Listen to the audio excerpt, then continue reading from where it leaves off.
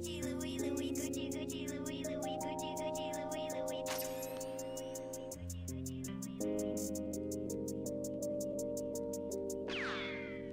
Gucci, Gucci, Louis, Louis, Gucci, Gucci, Louis, Louis, Gucci, Gucci, Louis, Louis.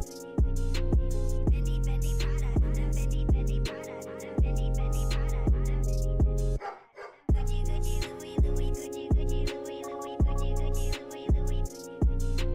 Fendi, Fendi, Prada, Fendi, Fendi, Prada, Fendi, Fendi, Prada, Gucci, Gucci, Louis, Louis, Fendi, Fendi, Prada. Them basic bitches wear that shit, so I don't even bother. Gucci, Gucci, Louis, Louis, Fendi, Fendi, Prada. Them basic bitches wear that shit, so I don't even bother. I put that on my partner, I put that on my family. Oakland City represent, address me as your majesty. Yeah, you can kiss the ring, but you can never touch the crown. I smoke a million Swisher blunts and I ain't never coming down. Bitch, you ain't no Barbie, I see you work at Arby's. Never too supersized, hurry up, I'm starving. Gnarly, radical, on the block I'm magical. See me at your college campus, baggy full of Adderalls. Call me if you need a fix, call me if you need a boost. See them other chicken heads, they don't ever leave the coop. I'm in the coop cruising, I got the stolen plates, serving all the fiends over there by the Golden Gate. Gucci, Gucci, Louis, Louis, Gucci, Gucci, Louis, Louis, Gucci, Gucci, Louis, Louis.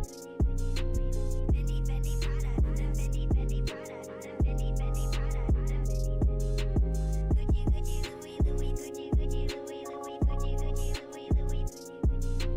Fendi, Fendi, Prada, Fendi, Fendi, Prada, Fendi, Fendi, Prada. Gucci, Gucci, Louis, Louis, Fendi, Fendi, Prada. Them basic bitches wear that shit, so I don't even bother. Gucci, Gucci, Louis, Louis, Fendi, Fendi, Prada. Them basic bitches wear that shit, so I don't even bother. I put that on my partner, I put that on my family. Oakland City represent, address me as your majesty. Yeah, you can kiss the ring, but you can never touch the crown. I smoke a million Swisher blunts and I ain't never coming down.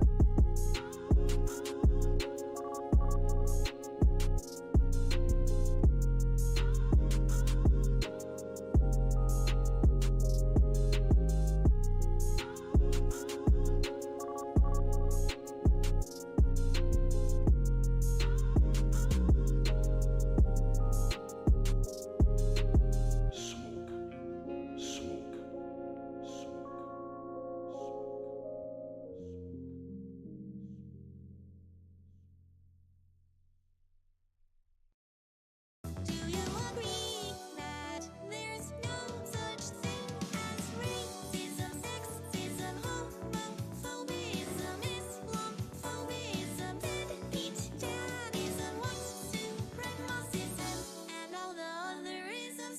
Destiny, that's a woman's name. You were raised by your daddy and mama.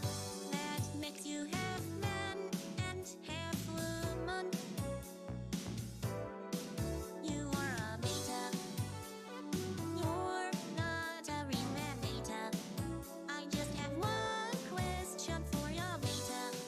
There's just one thing I want to know. Destiny, do you love all people? Do you really love the blacks? Destiny, do you love black people?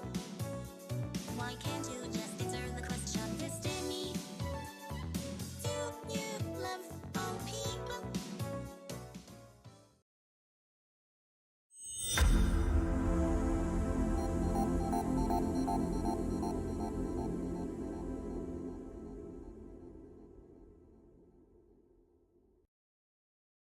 Systems, the company store, the paradigm of absolute control.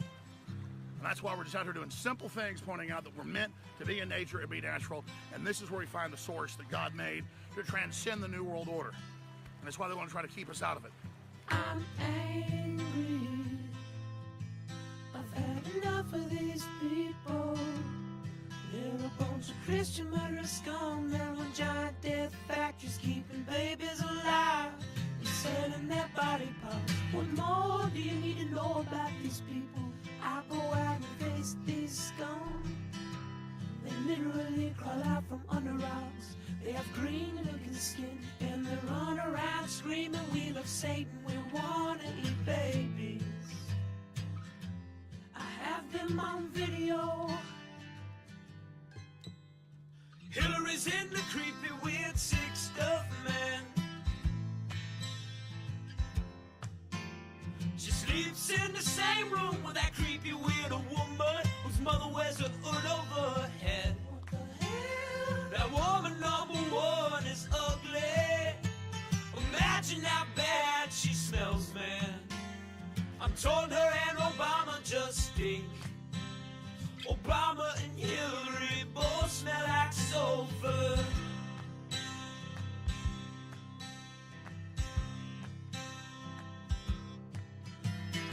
Literal vampire pot and the goblins are hobbling round coming after us. My spirit gets close to that evil and I feel it go.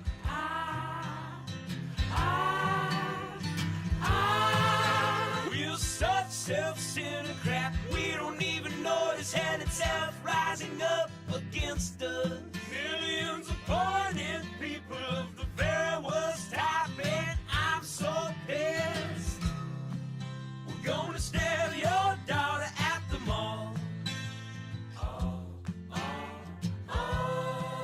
We're gonna stab your wife, your son.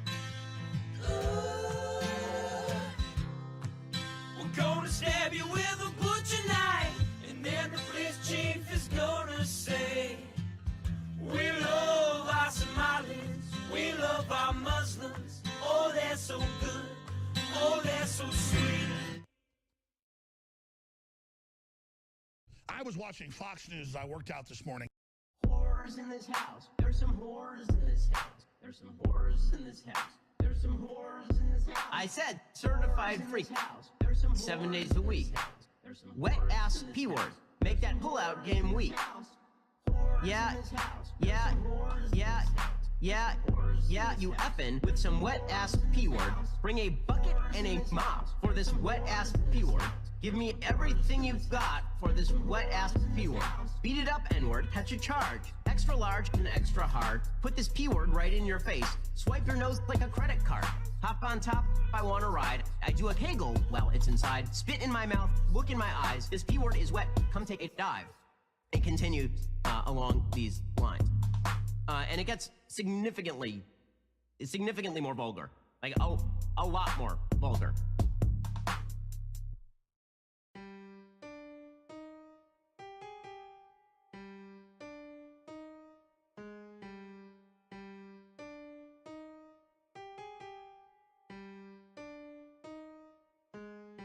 I keep that thing on me. God damn it, Bobby. They see me selling propane and now they trying to copy. Pretend to be broke, but I got hella cash. If you use charcoal, I'ma kick your ass. Made this money from propane, bitch. I feel like Pablo Escobar, but I don't sell cocaine, bitch. Shot that fella cause he didn't make his payments. Fuck with me, I keep a rocket launcher in my basement. Made this money from propane, bitch. I feel like Pablo Escobar, but I don't sell cocaine, bitch. Shot that fella cause he didn't make his payments. Fuck with me, I keep a rocket launcher in my basement. Oh man, goddamn, I caught Bobby jacking off. Syrup ain't no cough. Big Hank, break the law. Lady Bird, that's my dog. Peggy got that wet, I'll flip you like a tech deck. Yeah, I run my set, I'm running up them checks. If you using charcoal, that's a red dot at your head. Propane till I'm dead, bitch, I'm off the meds. We be smoking loud, and you smoking on mid. Me and Dale getting lit, and I'm running from the feds. Made this money from propane, bitch. I feel like Pablo Escobar, but I don't sell cocaine, bitch. Shot that fella cause he didn't make his payments. Fuck with me, I keep a rocket launcher in my basement. Made this money from propane, bitch. I feel like Pablo Escobar, but I don't sell cocaine, bitch. Shot that fella cause he didn't make his payments. Fuck with me, I keep a rocket launcher in my basement.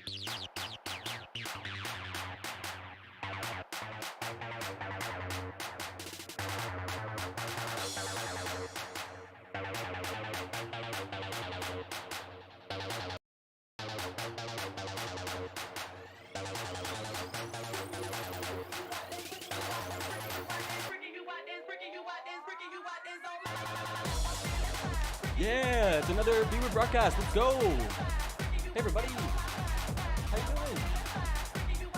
Yeah, it's the weekend. Friday. We got ourselves a good stream. Lots of fresh, hot content. It's the January 6th committee. One more love. How you doing today? Hope you got some caffeine. Whatever you need. Make you feel alive.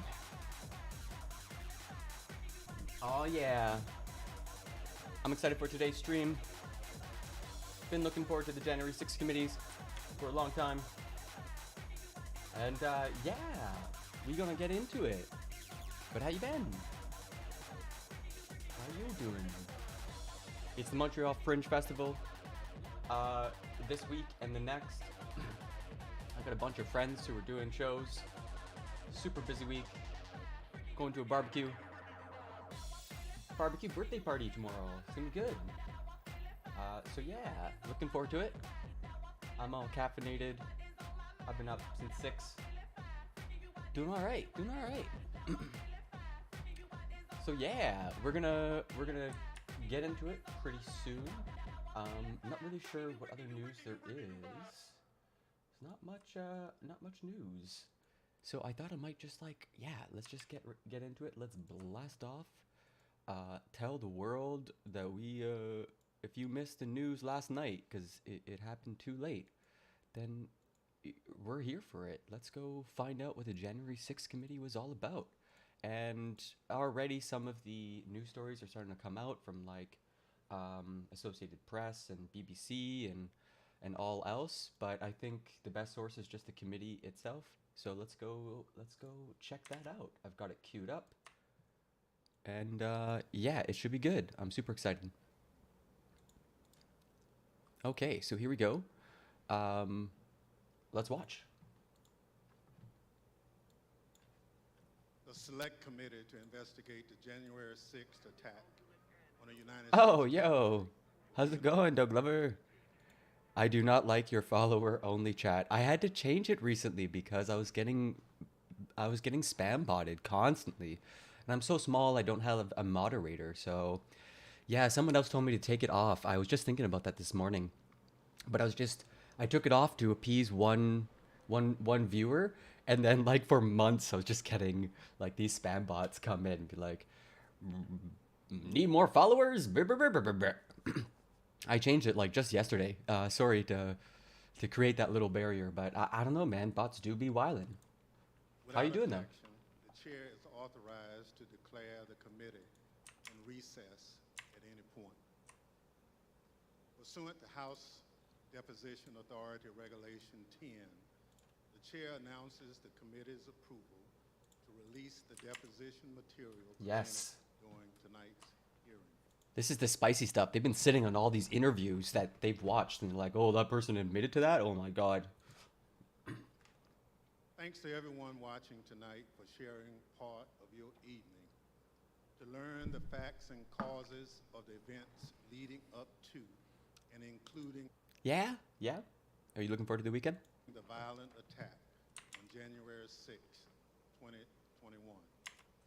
Our democracy, electoral system, and country.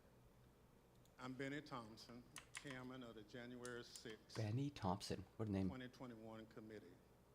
I was born, raised, and still live in Bolton, Mississippi, a town with a population of 521, Nice.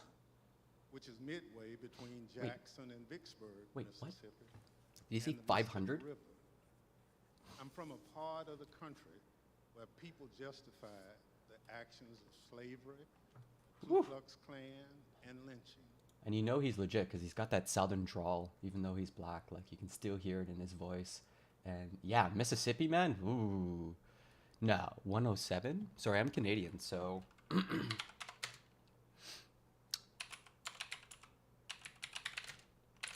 So I know you're American because nobody uses... Holy shit, wait, what? Wait, what? That's 41 degrees. That's dangerous. I'm reminded of that dark history as I hear voices today try and justify the actions of the insurrectionists on January 6th, 2021. Yeah, insurrectionists, like what a bunch of bastards. We're just learning in Canada that like over 600 people died in Vancouver last year from the heat waves.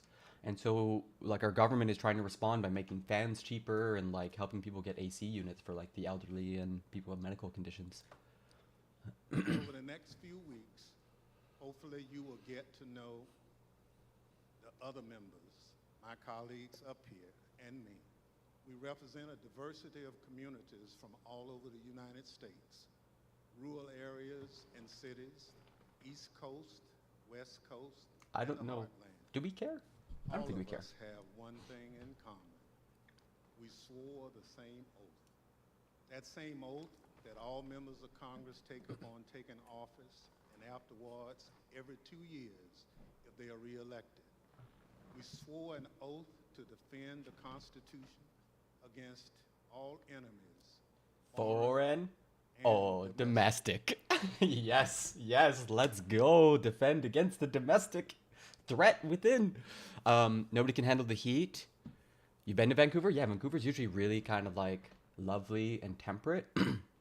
In the scientific community, there's discussions about like the wet bulb limit, which is like how long a human can survive heat when humidity has reached 100%.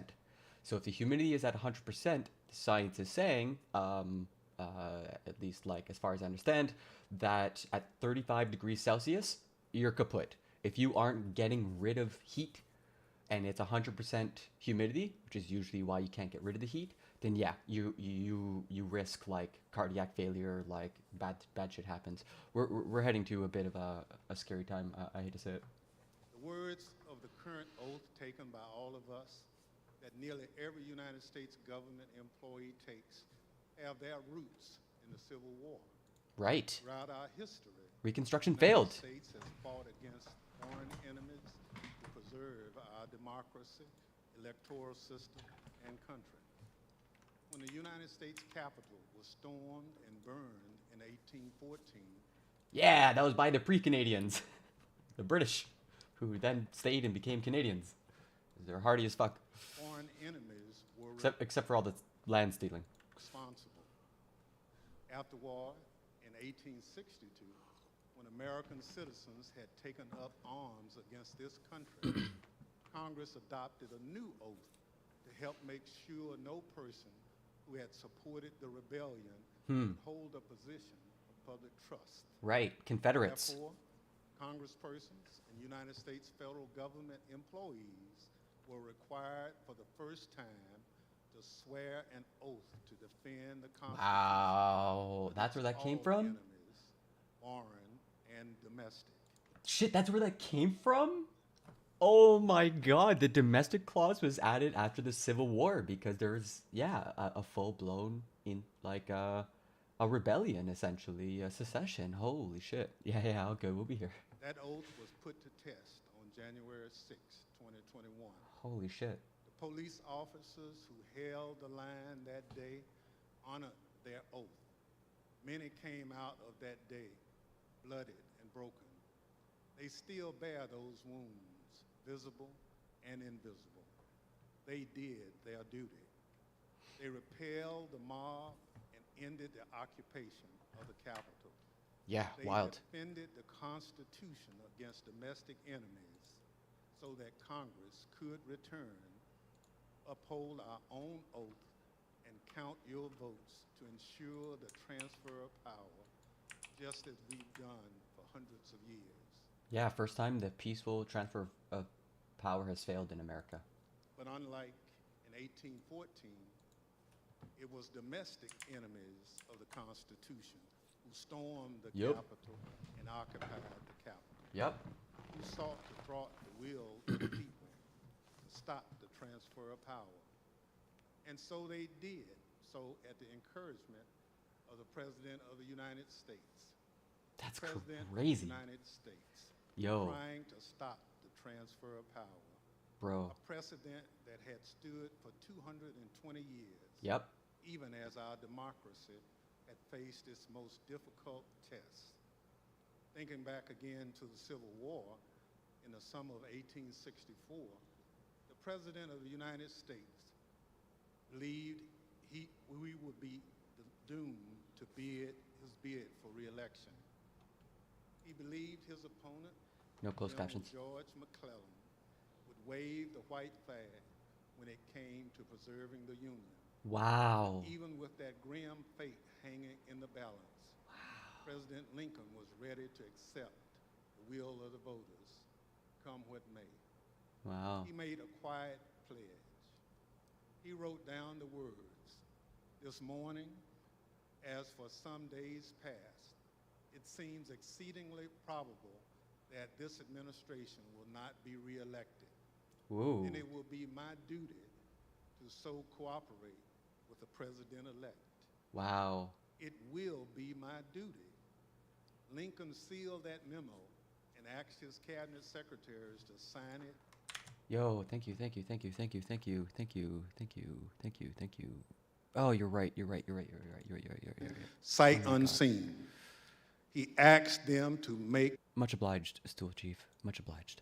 the same commitment he did, to accept defeat if indeed defeat was the will of the people.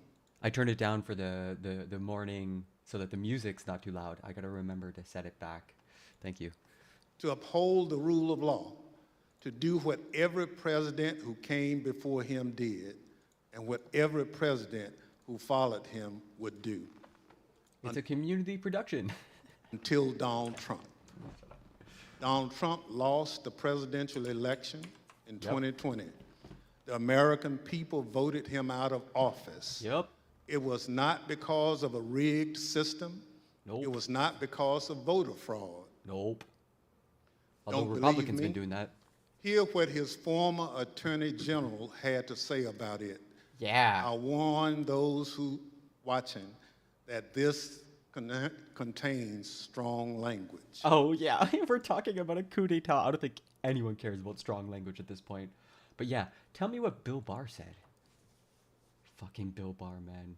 No, just what I've been through. I had 3 discussions with the president that I can recall. One was on November 23rd, one was on December 1st, and one was on December 14th. And I've been through sort of the give and take of those discussions. And in that context, I made it clear I did not agree with the idea of saying the election was stolen and putting out this stuff, which I told the president was bullshit. Bullshit. And, you know, I didn't want to be a part of it, and that's one of the reasons that went into me deciding to leave when I did. I Wow. observed, I think it was on December 1st, that, you know, how can you can't live in a world where the incumbent administration stays in power based on its view, unsupported by specific evidence, that there was fraud in the election. Holy shit. I cannot believe that bullshit. Bill Barr, on Election Day 2020, Crazy. he was the Attorney General of the United States, the top law enforcement official in the country, telling the president exactly what he thought about claims of a stolen election. Donald Trump had his days in court to challenge the results. He was within his rights to seek those judgments.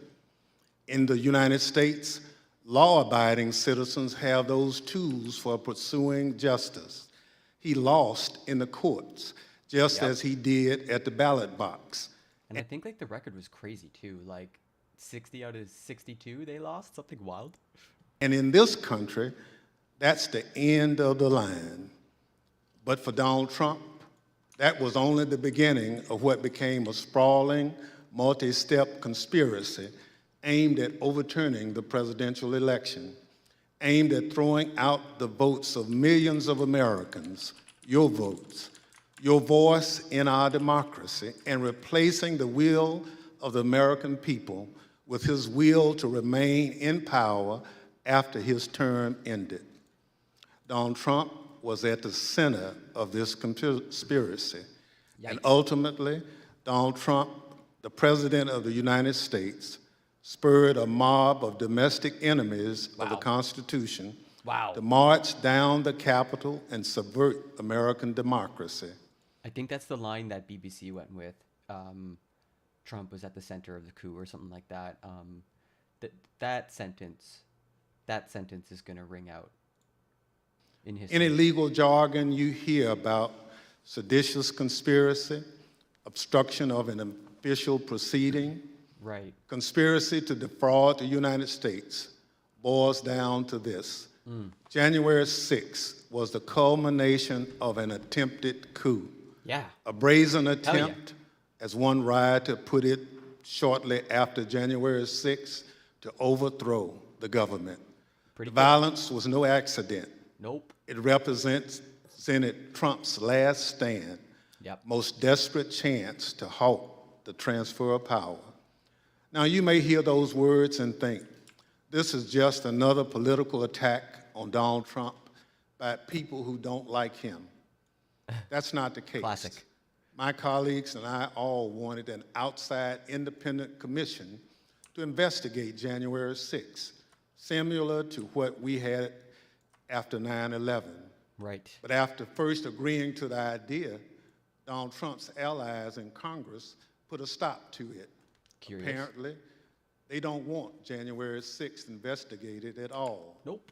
And in the last Hey, how's it 17 going, Dakota? months, many of those same people have tried to whitewash what happened on January 6th, to rewrite history, call it a tourist visit. Where have you seen that before? You know, where history's being whitewashed by white supremacists. When has that ever happened? Label it legitimate political discourse. Donald Trump and his followers have adopted the words of the songwriter, "Do you believe me or your lying Lion. eyes?" Oh, wow. We yeah. can't sweep what happened under the rug. Nope. The American people deserve answers. So I come before you this evening, not as a Democrat, but as an American who swore an oath to defend the Constitution. The Constitution doesn't protect just Democrats or just Republicans. It protects all of us, we the people. And this scheme was an attempt to undermine the will of the people. The thing I don't understand is that, like, do Republicans not see where this goes? Like, do they really think they're going to be able to control this beast? Do conservatives always make this mistake with fascists? Are they just programmed to, like, it's 4:30 in the morning? My goodness, get some coffee into you. So morning. tonight and over the next few weeks, we're going to remind you of the reality of what happened that day. Right. But our work must do much more than just look backwards. Because of our democracy remains in danger, the conspiracy to thwart the will of the people is not over. There are those in this audience man. who thirst for power, but have no love or respect for what makes America great. Wow. Devotion to the Constitution, Wow. allegiance to the rule of law, our shared journey to build a more perfect union. Wow. January 6th and the lies that led to insurrection have put 2.5 centuries of constitutional democracy at risk. True. The world is watching what we do here. Absolutely, especially Canadians. America has long been expected to be a shining city on the hill, Lol. a beacon of hope and Lol. freedom, Lol. a model for others when we are at our best. I think quite a lot of the world sees America as just an empire at this point. Just an empire and its propaganda. How can we play that role when our house is in such disorder? We must confront the truth with candor, resolve, and determination. We need to show that we are worthy of the gifts that are the birthright of every American. That begins here, and it begins now, with a true accounting of what happened and what led to the attack on our Constitution and our democracy. Hell yeah. In this moment, when the dangers of our Constitution and our democracy loom large, nothing could be more important. Working alongside the public servants on this dais has been one of the greatest honors of my time in Congress. It's been a particular privilege to count as a partner in this effort and to count as a friend the gentlewoman from Wyoming, Ms. Cheney. She's a patriot, a public servant of profound courage, of devotion to her oath and the Constitution. Definitely the craziest arc is Liz Cheney and like Mike Pence becoming the heroes of the story. It's my pleasure God. to recognize Ms. Cheney for her opening statement. Worst timeline. Thank you very much, Mr. Chairman, and let me echo those words about the importance of bipartisanship and what a tremendous honor it is to work on this committee. Is it bipartisanship if her party's rejected her? Like all the Republicans on the January 6th commission or committee or whatever have basically been kicked out of their party. So do they even represent, are they even Republican? Like, how does that work? Mr. Chairman, at 6:01 p.m. on January 6th, after he spent hours watching a violent mob besiege, attack, and invade our Capitol, Donald Trump tweeted, but he did not condemn the attack. Instead, he justified it. Yep. These are the things and events that happen, he said, when a sacred landslide election victory is so unceremoniously and viciously stripped away from great patriots who've been badly and unfairly treated for so long. As you will see in the hearings to come, President Trump believed his supporters at the Capitol, and I quote, "We're doing what they should be doing." Yeah. This is what he told his staff as they pleaded with him to call off the mob, Wow. to instruct his supporters to leave. Over a series of hearings in the coming weeks, you will hear testimony, live and on video, from more than half a dozen former White House staff in the Trump administration, all of whom were in the West Wing of the White House on January 6th. Nice. You will hear testimony that, quote, the president did not really want to put anything out calling off the riot Wow. or asking his supporters to leave. You will hear that President Trump was yelling and, quote, really angry at advisors who told him he needed to be doing something more. And aware of the rioters' chance to hang Mike Pence, the president responded with this sentiment, quote, maybe our supporters have the right idea. Yikes. Mike Pence, quote, deserves it. Woo! You will hear evidence that President Trump refused for hours to do what his staff, his family, and many of his other advisors begged him to do, immediately instruct his supporters to stand down and evacuate the Capitol. Yikes. Tonight, you will see never-before-seen footage of the brutal attack on our Capitol, an attack that unfolded while a few blocks away, President Trump sat watching television in the dining room next to the Oval Office. Incredible. You will hear audio from What a fucking American.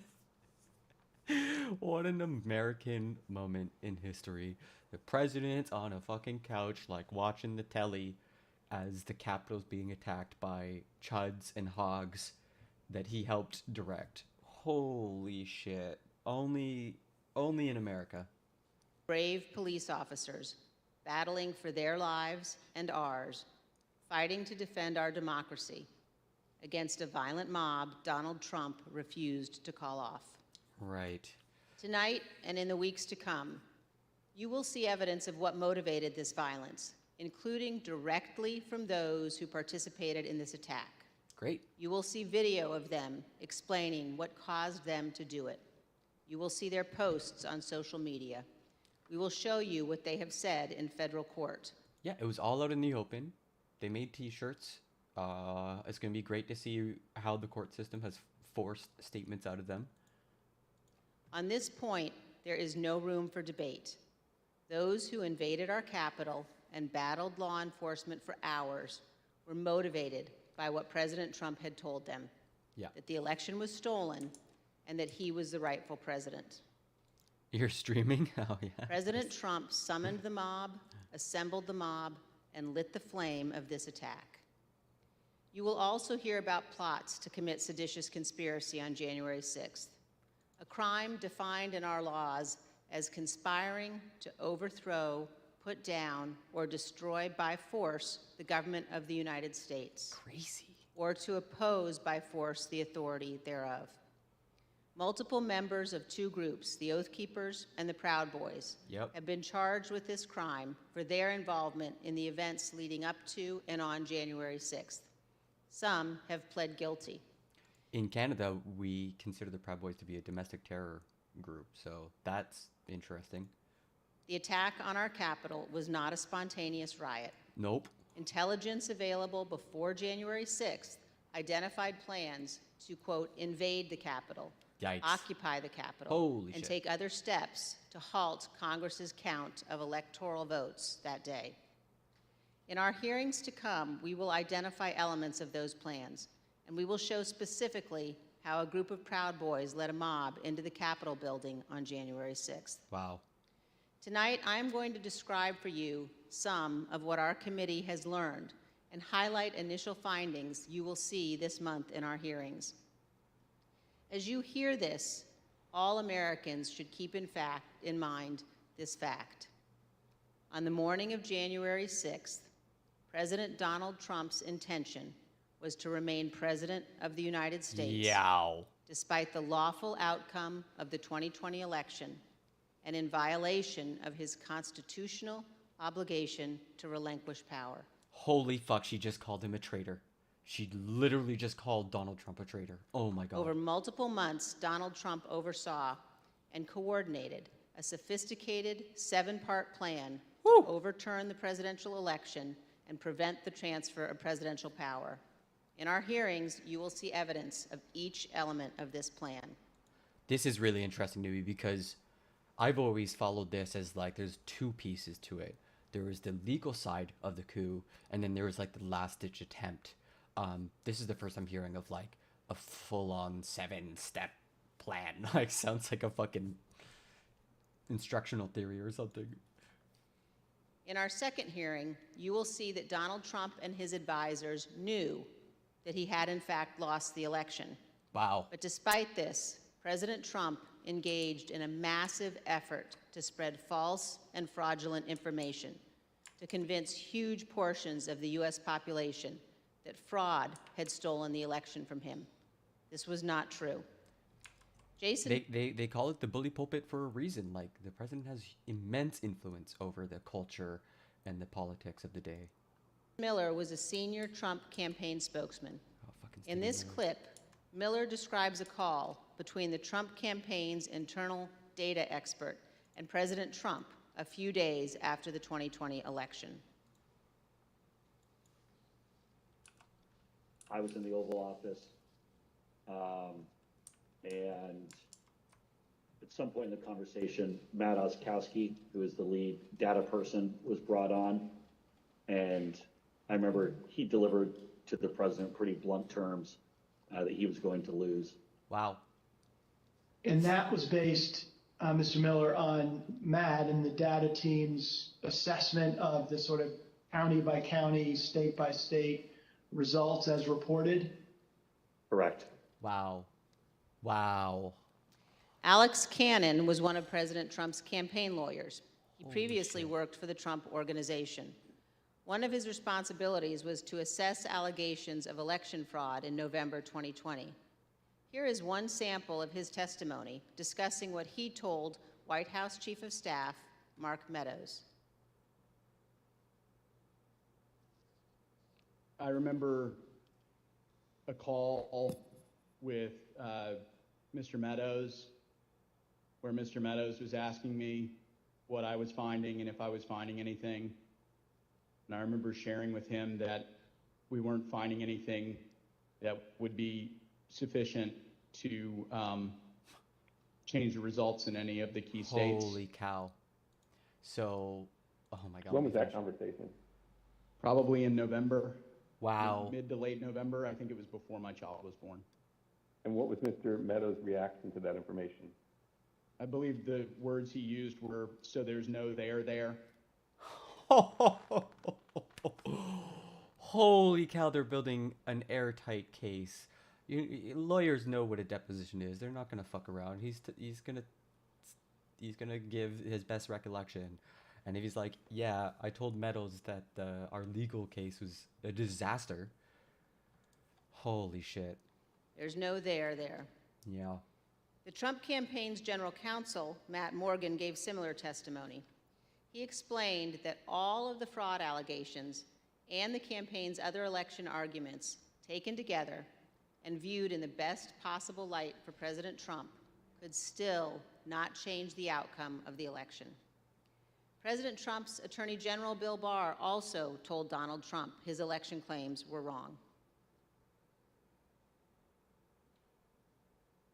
Repeatedly told the president in no uncertain terms that I did not see evidence of fraud and that would have affected the outcome of the election. Holy cow. And frankly, a year and a half later, I haven't seen anything to change my mind on that. Yo. Attorney General Barr also told President Trump that his allegations about Dominion voting machines were groundless. Wow. All the hits. I saw absolutely zero. Airtight is what they need. I mean, what is it the saying? Like, if you come at the king, you best not miss?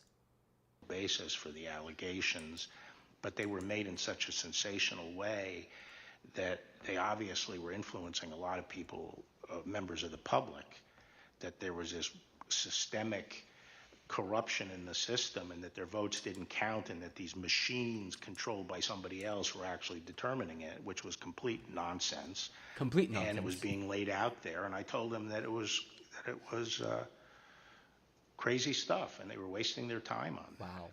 And it was doing a grave disservice to the country. Wow. But President Good thing he told the public about all of his grave concerns. Trump persisted, repeating the false Dominion allegations in public at least a dozen more times, even after his Attorney General told him they were, quote, complete nonsense. And after Barr's resignation on December 23rd, the acting Attorney General who replaced him, Jeff Rosen, and the acting deputy, Richard Donahue, told President Trump over and over again Wow, that the man. evidence did not support allegations he was making in public.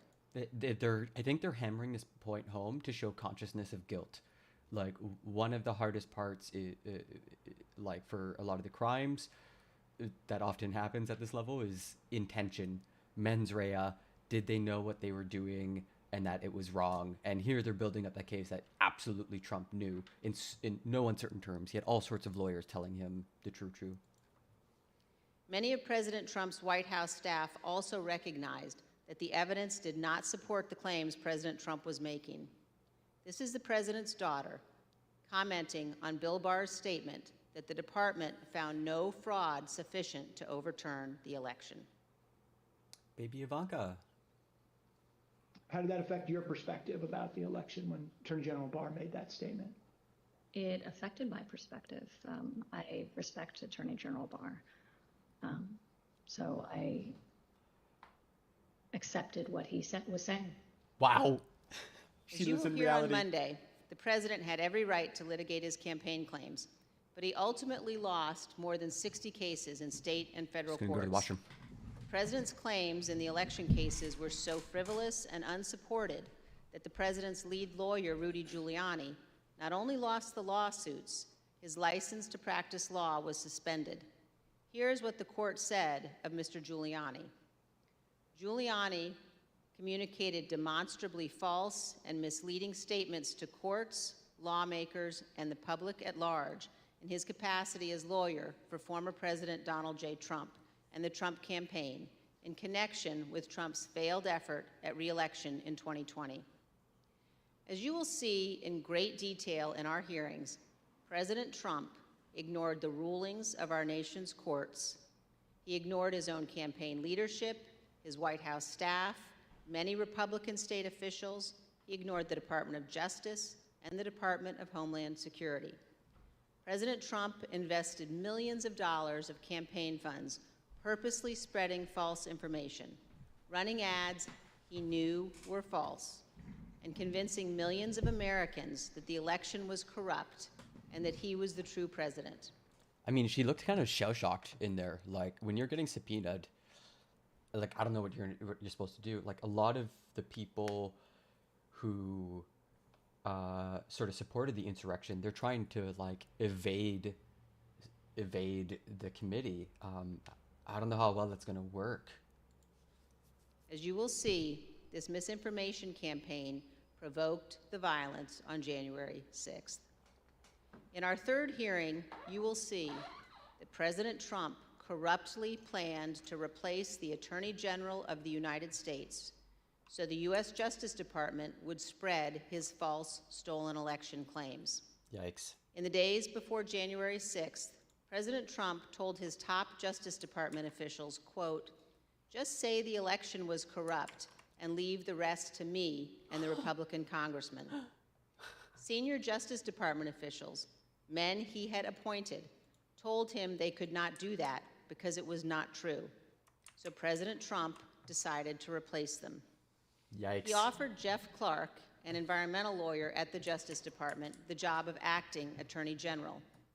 President Trump wanted Mr. Clark to take a number of steps, including sending this letter to Georgia and 5 other states, saying the U.S. Department of Justice had, quote, identified significant concerns that may have impacted the outcome of the election. Whoa! This is new? This letter is a lie. Wow. The Department of Justice had, in fact, repeatedly told President Trump exactly the opposite, that they had investigated his stolen election allegations and found no credible fraud that could impact the outcome of the election. This letter and others like it would have urged multiple states to withdraw their official and lawful electoral votes for Biden. Acting Deputy Attorney General Richard Donahue described Jeff Clark's letter this way, quote, "This would be a grave step for the department to take and could have tremendous constitutional, political, and social ramifications for this country." Yikes. The committee agrees with Mr. Donahue's assessment. Had Clark assumed the role of Attorney General in the days before January 6th and issued these letters, the ramifications could indeed have been grave. Holy Mr. Donahue shit. also said this about Clark's plan. Wait, so they're going to try to use the attorney, like the Department of Justice, in order to overthrow the election? Whoa. And I recall toward the end saying, what you're proposing is nothing less than the United States Justice Department meddling in the outcome of a presidential election. Yeah. Holy In our shit. hearings, you will hear firsthand how the senior leadership of the Department of Justice threatened to resign, how the White House counsel threatened to resign, Wow. and how they confronted Donald Trump and Jeff Clark in the Oval Office. The men involved, including Acting Attorney General Jeff Rosen and Acting Deputy Attorney General Richard Donahue, were appointed by President Trump. These men... Bro, even his lemmings had tiny bits of spikes. They're like, I don't know, you are talking about overthrowing the... Jesus. Honored their oaths of office, they did their duty, and you will hear from them in our hearings. Wow. By contrast, Jeff Clark has invoked his Fifth Amendment privilege against self-incrimination and refused to testify. Interesting. Representative Scott Perry, who is also involved in trying to get Clark appointed as Attorney General, has refused to testify here. As you will see, Democracy? Representative No. Perry contacted the White House in the weeks after January 6th to seek a presidential pardon. America is barely clinging on to an oligarchy at this point. The empire is about to crumble. Holy shit. Multiple other Republican congressmen also sought presidential pardons for their roles in attempting to overturn Nice. the 2020 election. Pardons. In our fourth hearing, we will focus on President Trump's efforts to pressure Vice President Mike Pence to refuse to count electoral votes on January 6th. Vice President Pence has spoken publicly about this. President Trump is wrong. I had no right to overturn the election. The presidency belongs to the American people and the American people alone. He's fucking saying this at a Federalist Society event. The very people who worked with the Republicans to poison the Supreme Court into its worst period of illegitimacy. Like, holy cow. And frankly, there is no idea more un-American so many layers than the notion that any one person could choose the American president. What President Trump demanded that Mike Pence do wasn't just wrong, it was illegal and it was unconstitutional. You will hear this in great detail from the Vice President's former general counsel. Okay. Witnesses in these hearings will explain how the former Vice President and his staff informed President Trump over and over again that what he was pressuring Mike Pence to do was illegal. I can't believe it's like lawyers that are becoming the heroes in this story. What the fuck? You will hear President Trump engaged in a relentless effort to pressure Pence, both in private and in public. Yikes. You will see the evidence of that pressure from multiple witnesses, live and on video. Vice President Pence demonstrated his loyalty to Donald Trump consistently over 4 years, but he knew that he had a higher duty to the United States Constitution. This is testimony from the Vice President's Chief of Staff. That's crazy to hear. Just a bit of spine. So I think the Vice President was proud of his 4 years of service, and he felt like much had been accomplished in those 4 years. And I think he was proud to have stood beside the President for all that had been done. But I think he... Hang Mike Pence was how his fucking presidency ended. Well, his vice presidency ended. What? He ultimately knew that his fidelity to the Constitution was his first and foremost oath. Wow. And that's what he articulated publicly, and I think that that's what he felt. His fidelity to the Constitution was more important than his fidelity to President Trump and his desire. The oath he took. Yep. Yes. Wow. You'll also Mike hear Pence about is a the lawyer hero. named John Eastman. Mr. Eastman was deeply involved in President Trump's plans. You'll hear from former Fourth Circuit federal judge Michael Ludig, a highly respected leading conservative judge. John Eastman clerked for Judge Ludig. Judge Ludig provided counsel to the Vice President's team in the days before January 6th. The judge will explain how Eastman, quote, was wrong at every turn. Yeah, Eastman, the guy who had the what is it, the coup in search of a legal theory?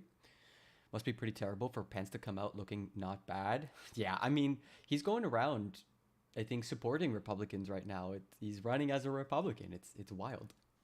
And you will see the email exchanges between Eastman and the Vice President's counsel as the violent attack on Congress was underway. Wow. Mr. Jacob said this to Mr. Eastman. Thanks to your bullshit, we are under siege. Wow. You will also see evidence that John Eastman did not actually believe the legal position he was taking. Nice. In fact, a month before the 2020 election, Eastman took exactly the opposite view on the same legal issues. Really? In the course of the Select Committee's work to obtain information from Mr. Eastman, we have had occasion to present evidence to a federal judge. The judge evaluated the facts, and he reached the conclusion that President Trump's efforts to pressure Vice President Pence to act illegally by refusing to count electoral votes likely violated 2 federal criminal statutes. And the judge also said this: if Dr. Eastman and President Trump's plan had worked, it would have permanently ended the peaceful transition of power, undermining American democracy and the Constitution. If the country does not commit to investigating and pursuing accountability for those responsible, the court fears January 6th will repeat itself. Oh my God. That is a judge being like, yeah, pretty sure that was a coup d'etat, everybody. Every American should read what this federal judge has written.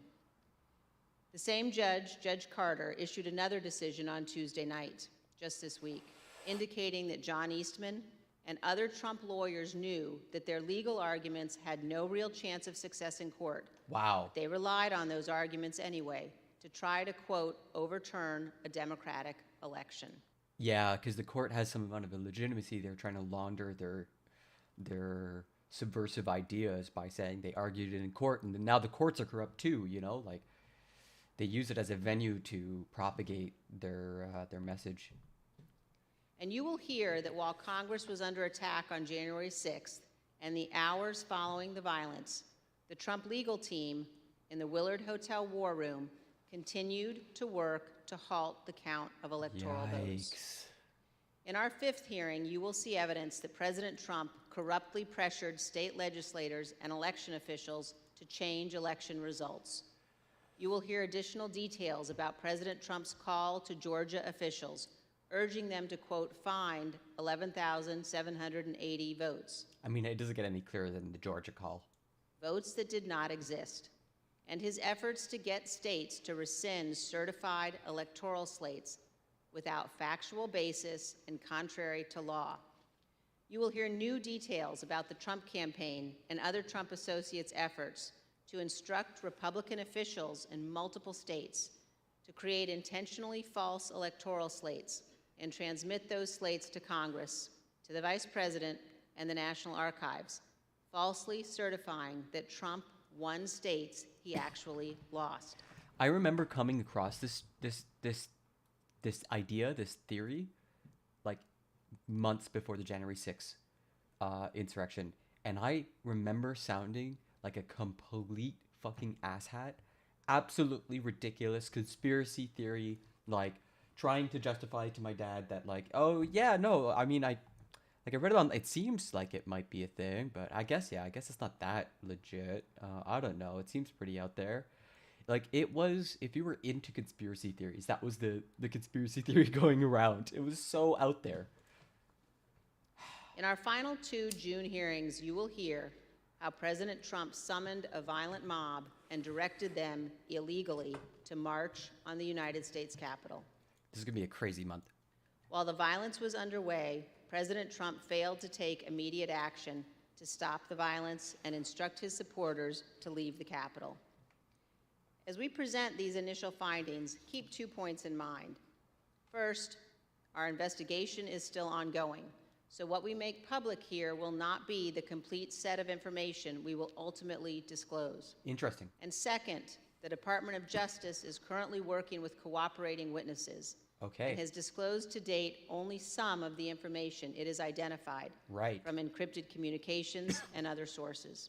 There's like always this tough dance between like the legislative branch doing an investigation and like the executive branch, the Department of Justice, doing an investigation. You don't want to be scuttling each other's findings by releasing stuff and like notifying, let's say, people you're interested in, suspects about, you know, how close you are. On December 18th, 2020, a group including General Michael Flynn, Sidney Powell, Rudy Giuliani, and others visited the White House. They stayed late into the evening. We know that the group discussed a number of dramatic steps, including having the military seize voting machines and potentially rerun elections. Whoa! You will also hear that President Trump met with that group alone for a period of time before White House lawyers and other staff discovered the group was there and rushed to intervene. Wait, what?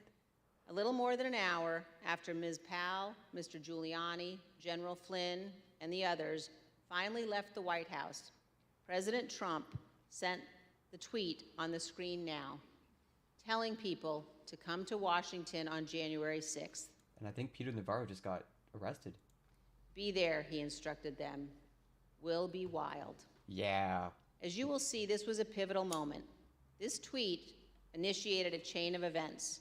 The tweet led to the planning for what occurred on January 6th, including by the Proud Boys, who ultimately led the invasion of the Capitol and the violence on that day. The indictment of a group of Proud Boys alleges that they planned, quote, to oppose by force the authority of the government of the United States. And according to the Department of Justice, on January 6, 2021, the defendants directed, mobilized, and led members of the crowd onto the Capitol grounds and into the Capitol. Oh my God, leading it's all to the coming together. dismantling of metal barricades, the destruction of property, the breaching of the Capitol building, and the assaults on law enforcement. Although certain former Trump officials have argued that they did not anticipate violence on January 6th, the evidence suggests otherwise. Right. As you will see in our hearings, the White House was receiving specific reports in the days leading up to January 6th, including during President Trump's Ellipse rally, indicating that elements in the crowd were preparing for violence at the Capitol. Yikes. And on the evening of January 5th, the president's close advisor, Steve Bannon, said this on his podcast. All hell is going to break loose tomorrow. Oh my God. Just understand this. All hell is going to break loose tomorrow. Oh, I remember this. I remember people being like, how the fuck did Bannon know the day before? I remember that question circulating like in January, February, like, how did Bannon know? And they made t-shirts, of course. In our investigation, we will present information about what the White House and other intelligence agencies knew, and why the Capitol was not better prepared. But we will not lose sight of the fact that the Capitol Police did not cause the crowd to attack. And we will not blame the violence that day, violence provoked by Donald Trump, on the officers who bravely defended all of us. Wow, yeah, in this era, after Uvalde. Oh, thank God for the thin blue line, everybody.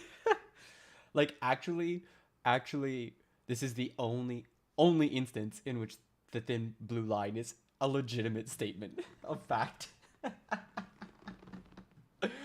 Oh God, it hurts so hard as a leftist to say that. It hurts so hard. It goes against every impulse. In our final hearing, you will hear a moment-by-moment account of the hours-long attack from more than half a dozen White House staff, both live in the hearing room and via videotape testimony. There's no doubt that President Trump was well aware of the violence as it developed. Right. White House staff urged President Trump to intervene and call off the mob. Crazy, man. Here's a document written while the attack was underway by a member of the White House staff advising what the president needed to say.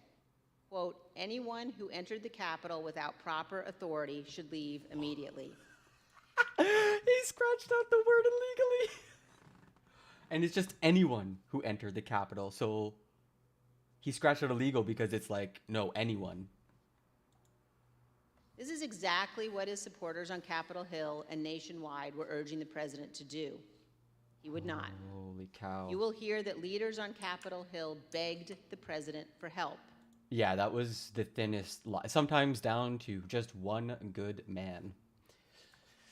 Including Republican leader McCarthy, who was, quote, scared, and called multiple members of President Trump's family after he could not persuade the president himself. Bro, like, even the Republicans were terrified of what, like, there was a coup within the coup. Like Trump wasn't exactly telling all the leadership. He wasn't telling Mitch McConnell.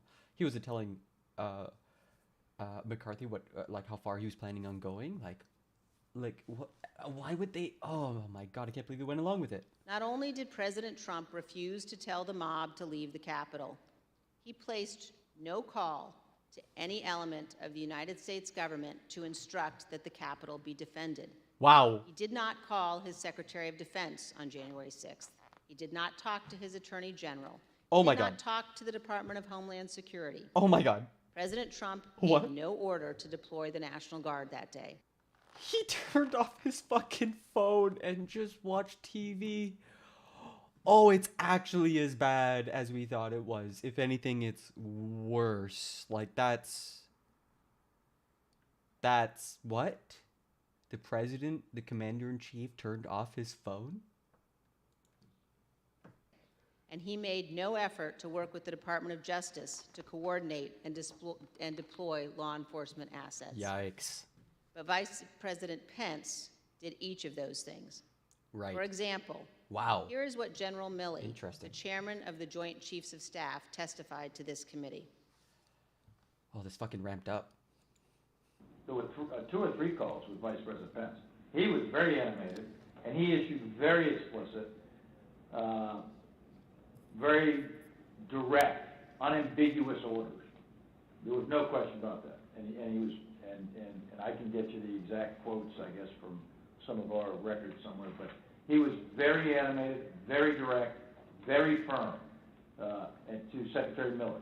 Get the military down here, get the Guard down here, put down this situation, etc. Even the vice president couldn't stamp it down.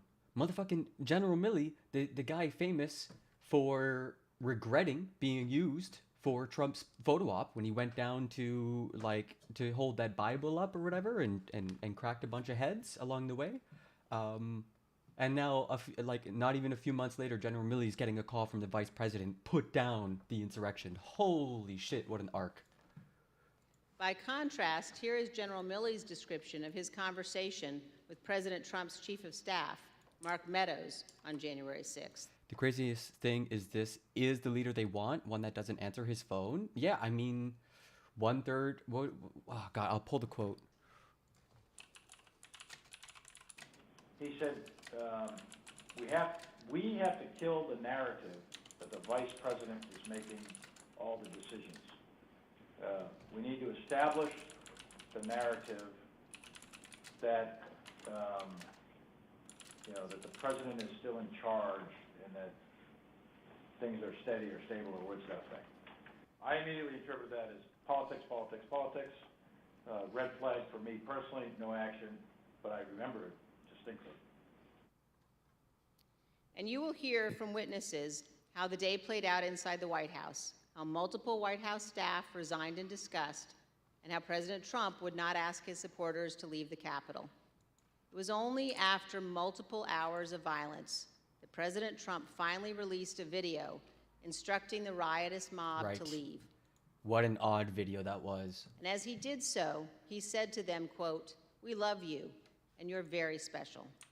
You will also hear that in the immediate aftermath of January 6th, members of the president's family, White House staff, and others tried to step in to stabilize the situation, quote, to land the plane before the presidential transition on January 20th.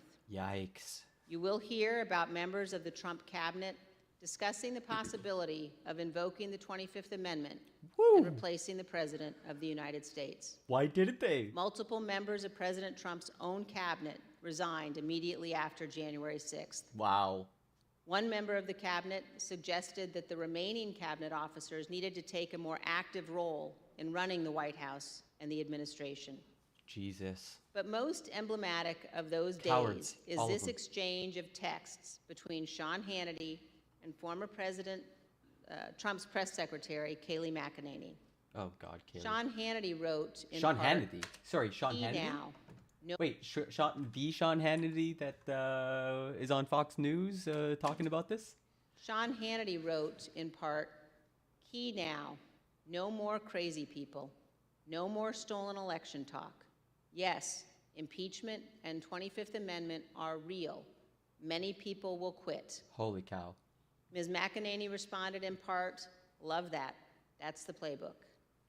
The White House staff knew that President Trump was willing to entertain and use conspiracy theories to achieve his ends. They knew the president needed to be cut off from all of those who had encouraged him.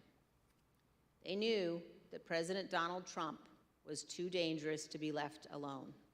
And yet, here we are. Holy fuck.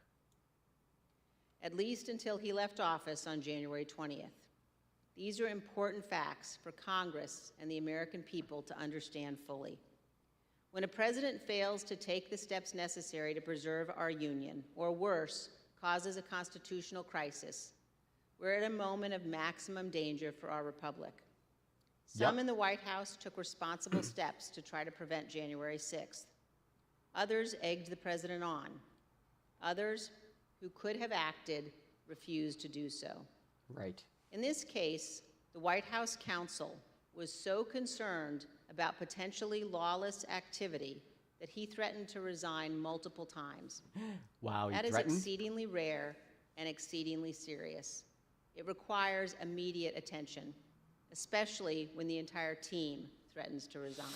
Okay. However, in the Trump White House, It was not exceedingly rare, and it was not treated seriously. Wow.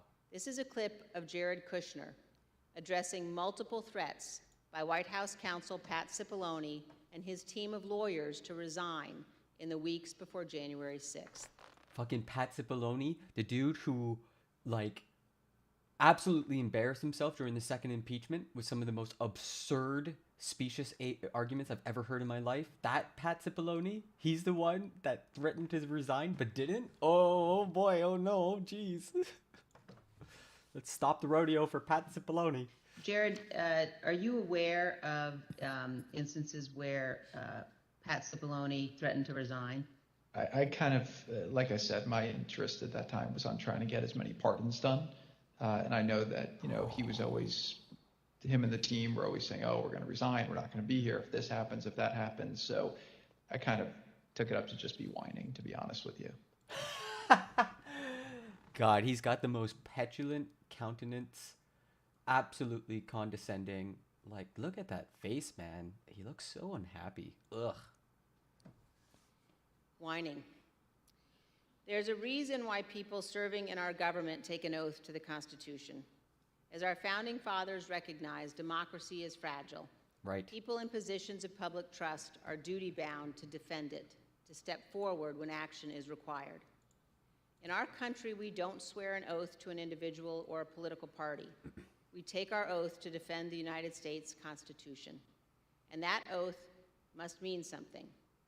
Tonight, I say this to my Republican colleagues who are defending the indefensible.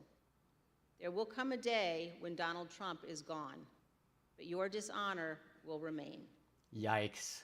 Finally, Woo! I ask all of our fellow Americans, as you watch our hearings over the coming weeks, please remember what's at stake. It's incredible because America is not an honor country. America gives no shits about honor. It's the most shameless backwater in the fucking world. Oh my God. Remember the men and women who have fought and died so that we can live under the rule of law, not the rule of men. Right. I ask you to think of the scene in our Capitol Rotunda on the night of January 6th. There, in a sacred space in our constitutional republic, the place where our presidents lie in state, watched over by statues of Washington and Jefferson, Lincoln and Grant, Eisenhower, Ford, and Reagan. Against every wall that night encircling the room, there were SWAT teams, men and women in tactical gear with long guns, deployed inside our Capitol building. Yikes.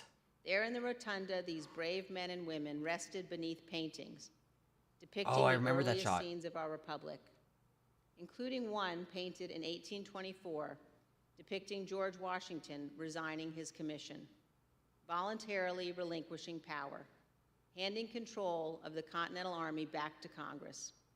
With this noble act, Washington set the indispensable example of the peaceful transfer of power, what President Reagan called nothing less than a miracle. The sacred obligation to defend this peaceful transfer of power has been honored by every American president, except one. Trump. Wow. As Americans, we all have a duty Traitor. to ensure that what happened on January 6th never happens again. Oh, To set they're- aside partisan battles, to stand together to perpetuate and preserve our great republic. If she had the cojones, she'd be using the word traitor, because that's what she's saying. She's calling him a traitor. Thank you, Mr. Chairman. All right, let's go. As we That was provide crazy. answers to American people about January 6th, it's important that we remember exactly what took place. That this was no tourist visit to the Capitol. Most of the footage we are about to play has never been seen. Ooh, fresh The Select content. Committee obtained it as a part of our investigation. This isn't easy to watch. I want to warn everyone that this video includes violence and strong language. Without objection, I include in the record a video presentation of the violence of January 6th. Yeah, content warning. Holy shit. Proud of your boy! Proud of your boy! Proud of your boy! Yeah, just for awareness, be advised, there's probably about 300 Proud Boys. They're marching eastbound in this 400 block of kind of Independence, actually on the mall, towards the United States Capitol. I am not allowed to say what's going to happen today because Yikes. everyone's just going to have to watch for themselves. Oh my god. But it's going to happen. Yikes. Something's going to happen. Holy shit.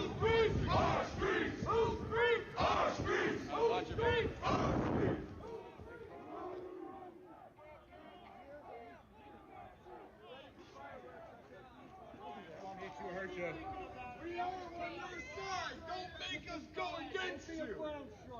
Understand the side. Pick a side. These are our streets.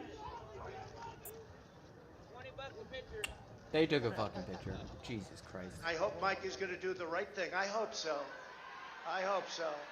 Because if Mike Pence does the right thing, we win the election. All Vice President Pence has to do is send it back to the states to recertify. Holy cow. And we become president, and you are the happiest people. Mike Pence is going to have to come through for us. And if he doesn't, that will be a sad day for our country. Because you'll never take back our country with weakness. You have to show strength, and you have to be strong. Woo! Oh, showing that the audience heard the message. What a fucking cut. Cruiser 50, it does look like we're going to have an ad hoc march stepping off here. There's a crowd surge heading east. We love Trump. We love Trump. That was the police department. This guy's in jail awaiting trial on charges including seditious conspiracy and obstructing an official Pence, I proceeding. hope you're going to stand up for the good of our Constitution and for the good of our country. And if you're not, I'm going to be very disappointed in you. I will tell you right now.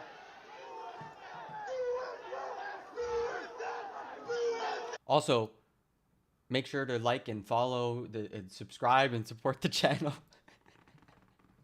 This is good content, everybody. It takes a lot of work to put this stuff together. Support the stream. It helps me out. Tell a friend. I'm gonna get into a more regular schedule, and it'll be more fire soon. So yeah, especially this month, I'm definitely gonna be honed in on this story.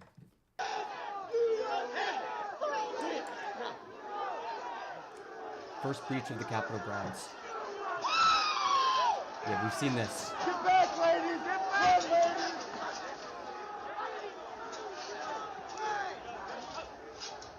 It's like trying to stop a freight train. We just had protest. East Circle, breach the line.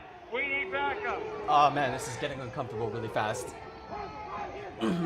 Oh man, I'm remembering. Oh my god. Oh my god. Oh my god. Oh Jesus, I know how it plays out and I'm still terrified. Madam Speaker, the Vice President and the United States Senate. Oh man, I'm getting stomach aches. Oh god. So it's timed. We're going to give riot warnings as soon as the apparatus is here. We're going to give riot warnings.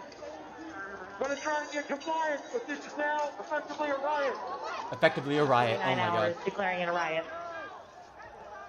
Cruiser 5 to 50 be advised, Cal Police 1 advised they're trying to breach and get into the Capitol. I copy. Holy shit.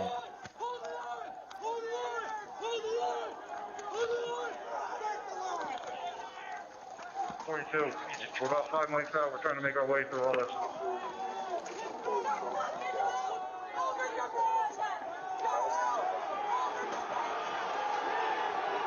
Bro. Oh my god. Yo, I remember that guy.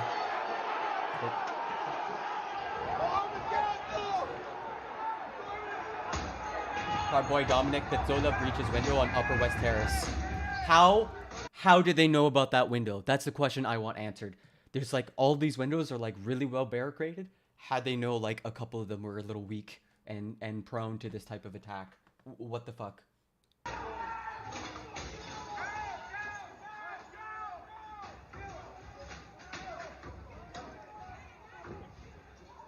Wow. We have a breach of the Capitol. Breach of the Capitol to the upper level. Be advised, they're requesting additional resources on the east side as they've broken into that window and they're trying to kick it in. Oh my goodness. Proud Boy Joe Biggs enters the Capitol. Without objection, the chair Scruffy guy. declares the House in recess pursuant to Clause 12B of Rule 1. In other words, get the fuck out. My kids didn't have the courage to do what should have been done to protect our country and our Constitution, giving states a chance to certify a corrected set of facts, not the fraudulent or inaccurate ones which they were asked to previously certify.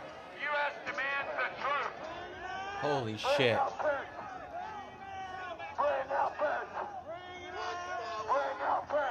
Trump was giving orders through Twitter. Holy shit. Ah! Ugh. Jesus.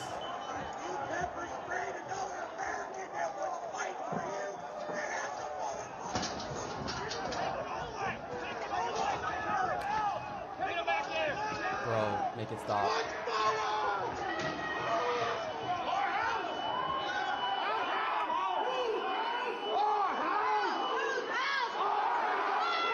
Oh, this makes me so uncomfortable.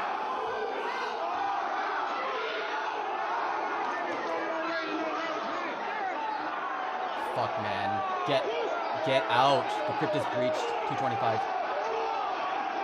Oh my goodness. Ah! Oh my god!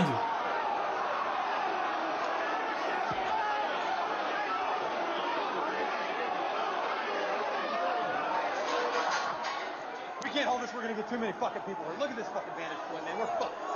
Oh my god! Oh my god! Oh my god! Roll that back. Look at this vantage point.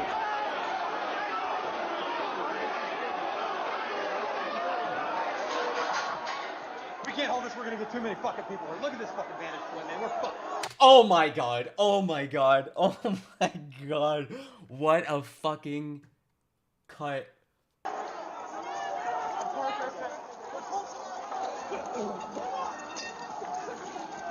Jesus. He's not even on the front line. He's getting his ass beat. Oh my god. Oh my god. We need an area for the House members. They're all walking over now through the tunnels. Yo, you ever see old white people run with panic? You ever see old white people run with panic? Like, usually a bad sign for society. Sorry, that's a bad take. That was a bad take. We're trying to hold the upper deck. Yikes. We're trying to hold the Use upper deck now. batter weapons! Fucking American police using batons and shields during a riot. And like, where's your fucking tear gas? Where's your flash grenades? All the stuff you love using. We're trying to hold the upper deck now. We need to hold the doors of the Capitol. Holy fuck. Look at them go though. They are working their— oh my god. Jesus, get that boy up. Bro, oh my god. Jesus. Get him up. Oh my god, that's fucking scary. Holy shit.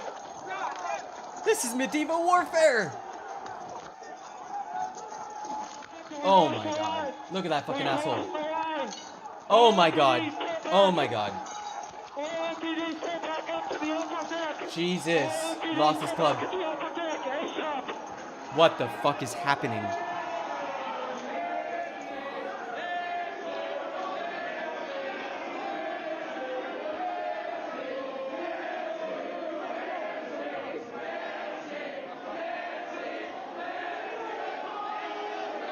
Nancy Pelosi.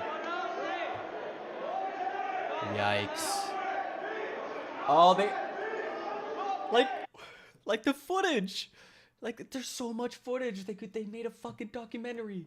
In Jack Cruiser 50, be advised that Capitol Police is going to start moving their resources inside. I saw They're going to this. start the M4 officers first. This is scary. Oath Keeper stack. Number 1 approaches Central East door. Also very scary. I think that's in there. Yeah. Oath Keeper stack. You can see the helmets. They're holding each other's left shoulder. Keeps them together. Okay. H208 with 4 members. The door's barricaded. There's people flooded the hallways outside. We have no way out. Bro. Advance officers still remaining on the house floor, on the third floor, to use the subways themselves. It's time to evacuate so we can secure the members on the other side. Copy. What did he say? On the house floor. Advance officers still remaining on the house floor, on the third floor, to use the subways themselves. It's time to evacuate so we can secure the members on the other side. Copy. Right. Use force to defend the members. It's up to us people now, the American people. What are you ready to do? One more time. What are you ready to do? And whatever it takes, I'll lay my life down if it takes. Yikes. Absolutely. That's why we showed up today. There he is. Hey!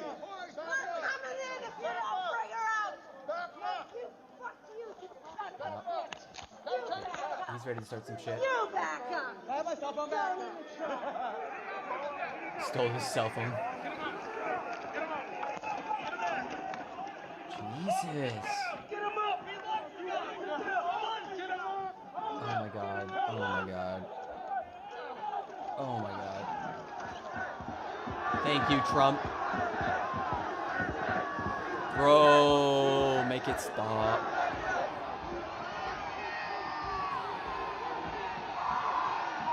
What are they doing? Pushing forward? Oh, yeah, heaving. Oh my god. Staging some of that West Carolina for backup.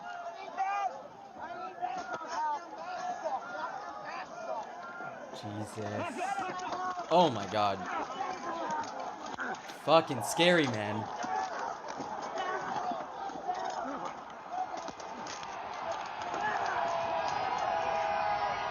Bro, man. Dude, no wonder people die during this.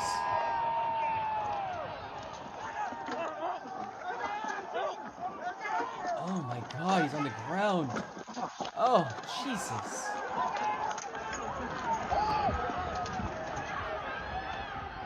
Holy fucking psychos with the American flag! No, with the Trump flag, even worse. They were peaceful people. These were great people. The crowd was unbelievable. And I mentioned the word love. The love in the air. I've never seen anything like it. Yep. Good cut. Nail him to the wall. That was insane. Oh my goodness, just... Pursuant to the order of the committee Takes of me tonight, back. the chair declares the committee in recess for a period of approximately 10 minutes. Well, we didn't watch this live, so look, we can fast forward. Woo! Holy cow, what a crazy video. So much new footage. Yeah, I cannot believe what a melee that was. Absolutely incredible. The committee will be in order. Order. Order. I want to thank our witnesses for being with us this evening to share their firsthand accounts of that terrible day. I know that some of the witnesses from our first hearing are in the room with us, along with some of the family members, friends, and widows of the officers who lost their lives as a result of the attack. Thank you all for being here for us and the American people. Officer Carolyn Edwards has been with the United States Capitol Police since 2017. On January 6th, Officer Edwards was assigned to the First Responder Unit, which serves as the first line of defense at the Capitol complex. Okay. She also served as a member of the Civil Disturbance Unit, a special subset of the uniformed division trained to respond to mass demonstration events. Officer Edwards is a graduate of the University of Georgia and currently is working on a master's degree in intelligence analysis from Johns Hopkins University. Oh, wow. Interesting. Nick Quisted is an acclaimed filmmaker whose credits include documenting stories from war zones in Afghanistan, Syria, and Iraq. Damn. On January 6th, War Mr. zone reporter. Quickstead was working on a documentary about, quote, why Americans are so divided when Americans have so much in common, Okay. end quote. During that day, Mr. Quested interviewed and documented movements of the people around the Capitol, including the first moments of the violence against the Capitol Police. What is that, BG on and the scene? chaos that ensued. I will now swear in our witnesses. The witnesses will please stand and raise your right hand. Right. I feel like that's BG on the You scene. swear and affirm on the penalty of perjury that the testimony you're about to give is the truth, the whole truth, and nothing but the truth. So help you God. Nice. They're sworn in. That means they can't lie, everybody. Got him. The magic spell has been cast. The oath has been Let taken. the record reflect the witnesses answered in the affirmative. Without objection, the witness's statement will be included in the record. Not all words cast magic spells, but some do. Pursuant to Section 5C8 of House Resolution 503, I recognize myself for questioning. As you saw just a few minutes ago, the Proud Boys instigated the first breach of the Capitol just before 1 o'clock p.m., where rioters pushed over barricades near the Peace Circle at the foot of the Capitol. Our two witnesses tonight were both there at the time of that first breach. Right. Officer Edwards was standing with other officers behind a line of bike racks that marked the perimeter of the Capitol grounds. She bravely... The capital of the most powerful nation in the world, defended by bike racks. Amazing. They tried to prevent an angry crowd from advancing on the Capitol. Unfortunately, she was overrun and knocked unconscious. Yikes. As the crowd advanced on the Capitol. Yo, people die from stampedes. Mr. Quickstead was a few yards away from Officer Edwards, taking footage of the Proud Boys as part of his work on a documentary film.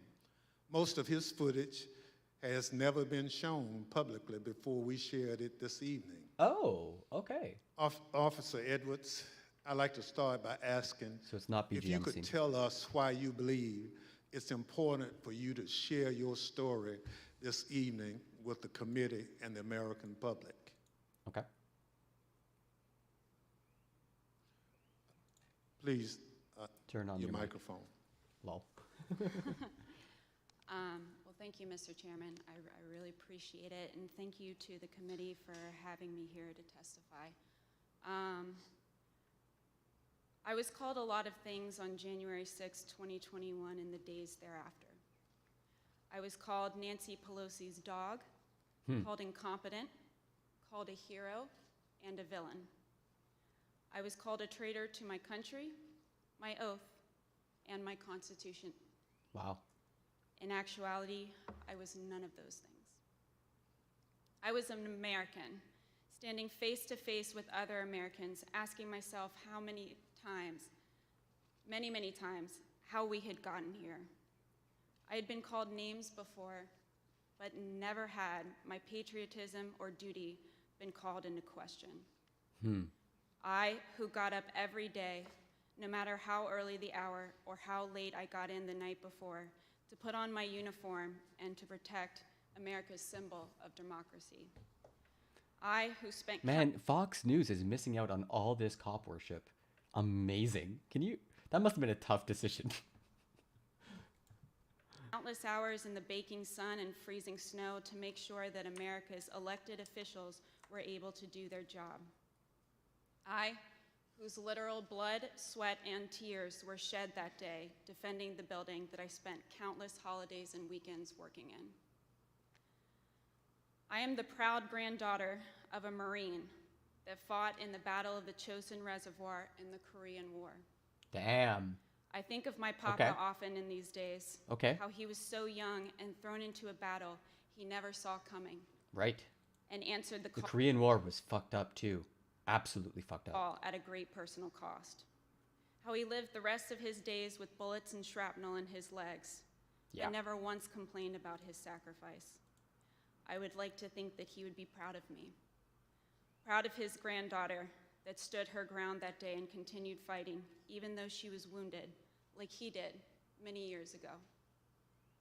I am my grandfather's granddaughter, proud to put on a uniform and serve my country. The weapons of the empire eventually make it back to oppress the people within the empire. Foucault's boomerang, all of this militarization, well, eventually just making it back to the people or to the cops. And we're kind of seeing both stories play out where like the population itself is becoming very armed and dangerous and mobilizing to try to like overthrow the government. And also at the same time, police are becoming very militarized. And we're seeing that with Uvalde. So it's just like, it's such a mixed bag right now because police were the things that basically protected American democracy. It's crazy. All of those old values of Constitution, some nerds believe in that shit. They dared to question my honor. They dared to question my loyalty. And they dared to question my duty. I am a proud American, and I will gladly sacrifice everything to make sure that the America my grandfather defended is here for many years to come. I spent 4 years as Wisconsin SCP. What's SCP mean? For the Oath Keepers. No shit. I personally know Ray Epps, and he was always suspected of being a mole. This is the end of our republic. So I guess I guess you're no longer A-OK with the Oath Keepers because spent is in past tense. Something SCP for the I don't know what SCP means. Yeah, this is if there's no major consequences. January 6th was a trial run. Even like Canadian intelligence, European intelligence, they're all like, this isn't looking too good, you guys. Thank you. ISTA chapter president. Okay, I see. Officer Edwards, your story state and your service is important. State chapter and I president. Thank you for being here tonight. Oh yeah, I never would have guessed that. Mrs. Quickstead, I also like to ask you to introduce yourself. Can you tell us how? So I guess did you become de-radicalized, or are you still A-OK with the Oath Keepers? Because that's an interesting conversation. I would love to hear more about that. I love stories of de-radicalization. They're fascinating to me. You found yourself in Washington, D.C. on January 6th, 2021. Good evening, Chair and Madam Vice Chair. Thank you for the introduction. As stated in the winter of 2020, I was working on a documentary. As part of that documentary, I filmed several rallies in Washington, D.C. on December the 11th and December the 12th. And I learned there would be a rally on the Mall on January 6th. So my 3 colleagues and I came down to document the rally. According to the permit of the event, there was going to be a rally at the Ellipse. We arrived at the Mall and observed a large contingent of Proud Boys marching towards the Capitol. We filmed them, and almost immediately I was separated from my colleagues. Yikes. I documented the crowd turn from protesters to rioters to insurrectionists. Wow. I was surprised at the size of the group, the anger and the profanity. Right. And for anyone who didn't understand how violent that event was, I saw it, I documented it, and I experienced it. I heard incredibly aggressive chanting, and I subsequently shared that footage with the authorities. Right. I'm here today pursuant to a House subpoena. Thank you so much. Thank you, Mrs. Quested. The Select Committee has conducted extensive investigative work to understand what led the Proud Boys and other rioters to the Capitol on January 6th. Right, good question. We've obtained substantial evidence showing that the president's December 19th tweet calling his followers to Washington, D.C. on January 6th energized individuals from the Proud Boys and other extremist groups. I'd like to play a brief video highlighting some of this evidence. My name is Marcus Childress, and I'm an investigative counsel for the Select Committee to investigate the January 6th attack on the United States. I had a falling out with Stuart Rhodes. Wow, due to him becoming more radical, I have no issues with the Oath Keepers' mission statement or the Proud Boys. Really? Well, the Proud Boys are very clearly, like, deeply involved in this insurrection attempt. Like, is this not moving the needle for you at all? It's capital. What do you want? And by all means, like, I wouldn't mind having a proper chat with you. Could be like a good stream, an interesting conversation, if you're open to it. Not today. Give me a name. Give me a White name. supremacists and White supremacists and right Proud Boys, stand back and stand by. After he like that moment right there was a big, because the Proud Boys are, I'm pretty sure, like a domestic terror group in Canada. We do not look kindly upon them. And that moment during the debate, Proud Boys stand by, stand back and stand by, like that's very dangerous. Very dangerous. Proud Boys, stand back and stand by. Like that's massive. I cannot believe that happened. He was being asked to denounce white supremacists, and he's like, "No, these guys, get ready." After he made this comment, Enrique Terrio, then chairman of the Proud Boys, said on Parler, "Standing by, sir." Come on. Message sent, message received. During our investigation, we learned that this comment during the presidential debate actually led to an increase in membership from the Proud Boys. Would you say that Proud Boys numbers increased after the stand back, stand by comment? Exponentially. I'd say tripled probably. With the potential for a lot more eventually. And did you ever sell any stand back and stand by merchandise? One of the vendors on my page actually beat me to it, but I wish I would have made a stand back, stand by shirt. Oh my goodness, they're telling us. They're just saying it out loud. On December 19th, President Trump tweeted about the January 6th rally and told attendees, "Be there, we'll be wild." Yeah. Many of the witnesses that we interviewed were inspired by the president's call and came to DC for January 6th. But the extremists, they took it a step further. They viewed this tweet as a call to arms.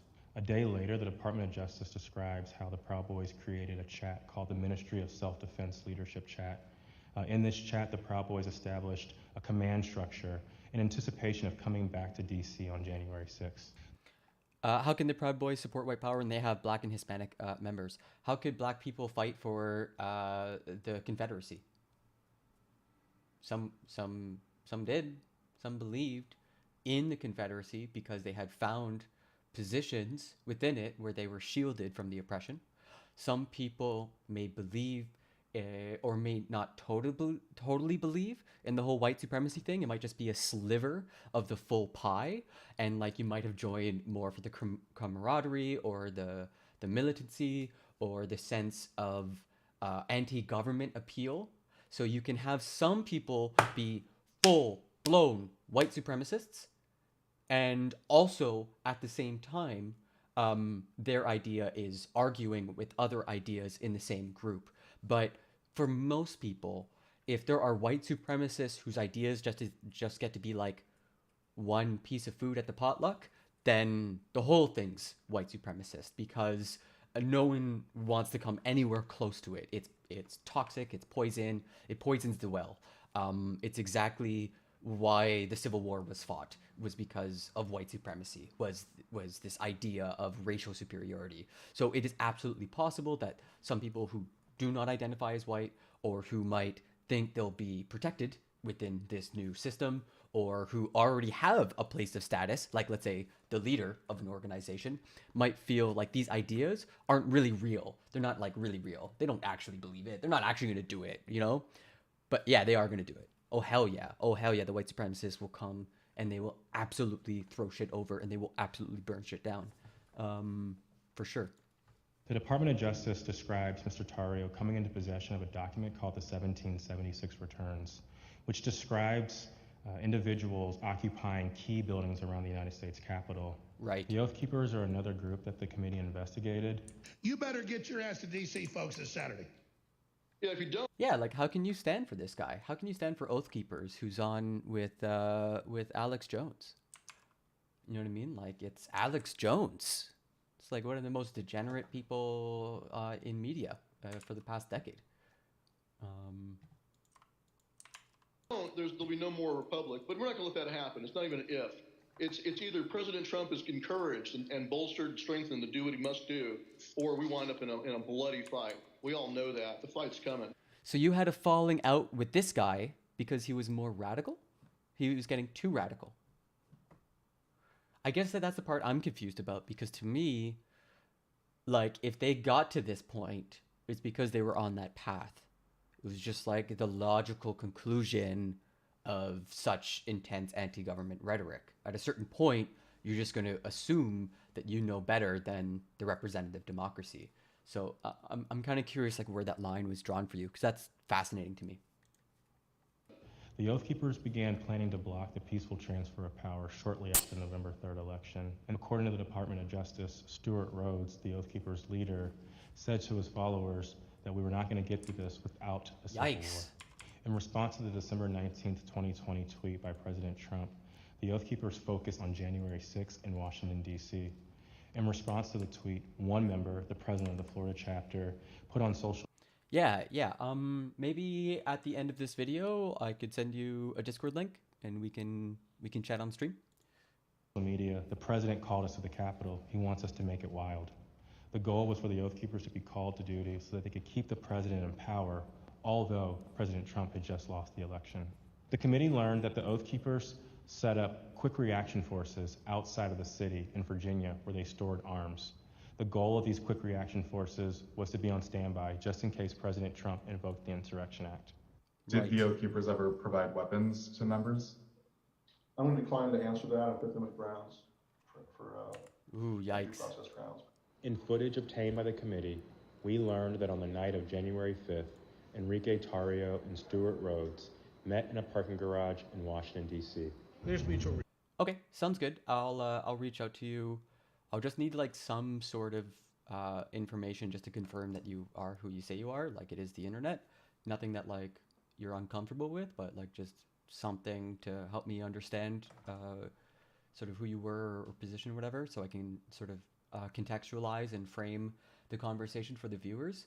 And that will also give me an opportunity to write more coherent questions that will sort of like guide the conversation and be a lot more a lot easier that way than like, oh yeah, okay, that was interesting, let's go on to this part, or just beefing over a certain subject.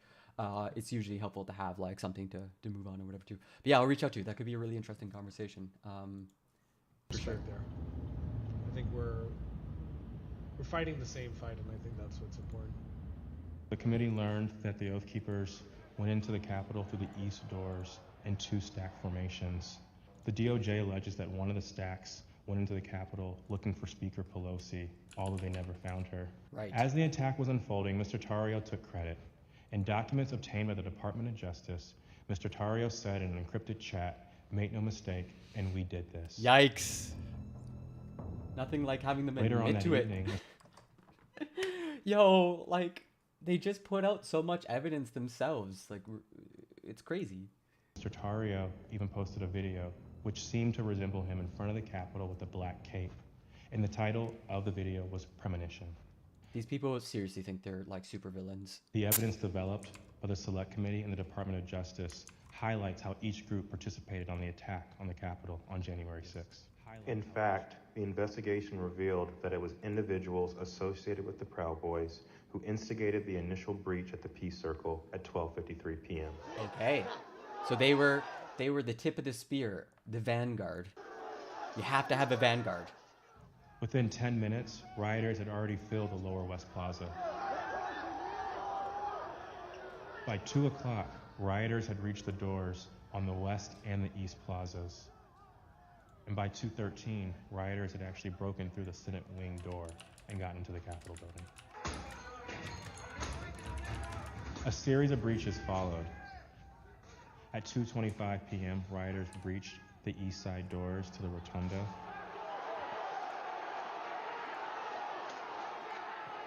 and then right after 2:40 p.m., rioters breached the east side doors near the Ways and Means room. Once the rioters infiltrated the Capitol, they moved through the crypt, the rotunda, the hallways leading to the House chambers, and even inside the Senate chambers.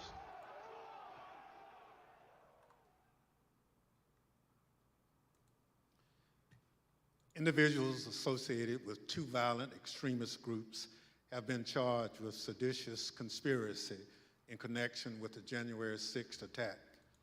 There is absolutely no evidence to indicate that Epps is a federal agent or that he was working with the government. Huh? On January 11th, here I'll show you what I'm reading. On January 11th, the bipartisan committee investigating the Capitol attack on January 6th, literally the people we're listening to right now, announced that they had interviewed Epps and that he testified that he was not, quote, employed by, working with, or acting at the direction of any law enforcement agency, and that he has never been an FBI informant. Here's the tweet. The claim that Epps attended the Stop the Steal rally as an FBI informant is based largely on the fact that Epps was not among those arrested following the attack on the Capitol. The argument goes that Epps, who can be seen above encouraging others to go peacefully into the Capitol building, escaped prosecution because supposedly he is an undercover federal agent. In the above displayed video, according to this conspiracy theory, Epps made these statements on behalf of the government to encourage Trump supporters to storm the Capitol so that they could be arrested. There is, however, a much simpler explanation as to why Epps was not arrested. The available evidence, however, shows that Epps never entered the U.S. Capitol and that he attempted to quell the violence between police and protesters. It's much more likely that the reason Epps wasn't arrested was not because he was working with the FBI, supposedly, but because the FBI found he didn't commit a crime. Okay? Innocent man declared innocent. More at 11.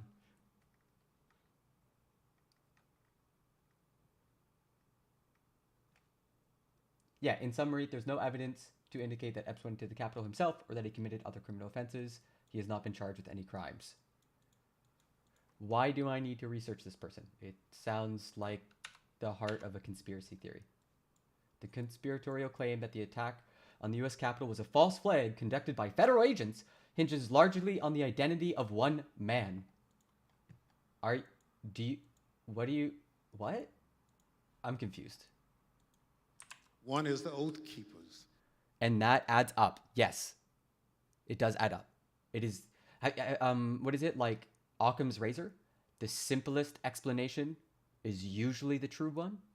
Literally, police make decisions all the time about discretion. What doesn't make sense is like the Uvalde situation, where the discretion that the police used didn't really make sense with the events as they were transpiring.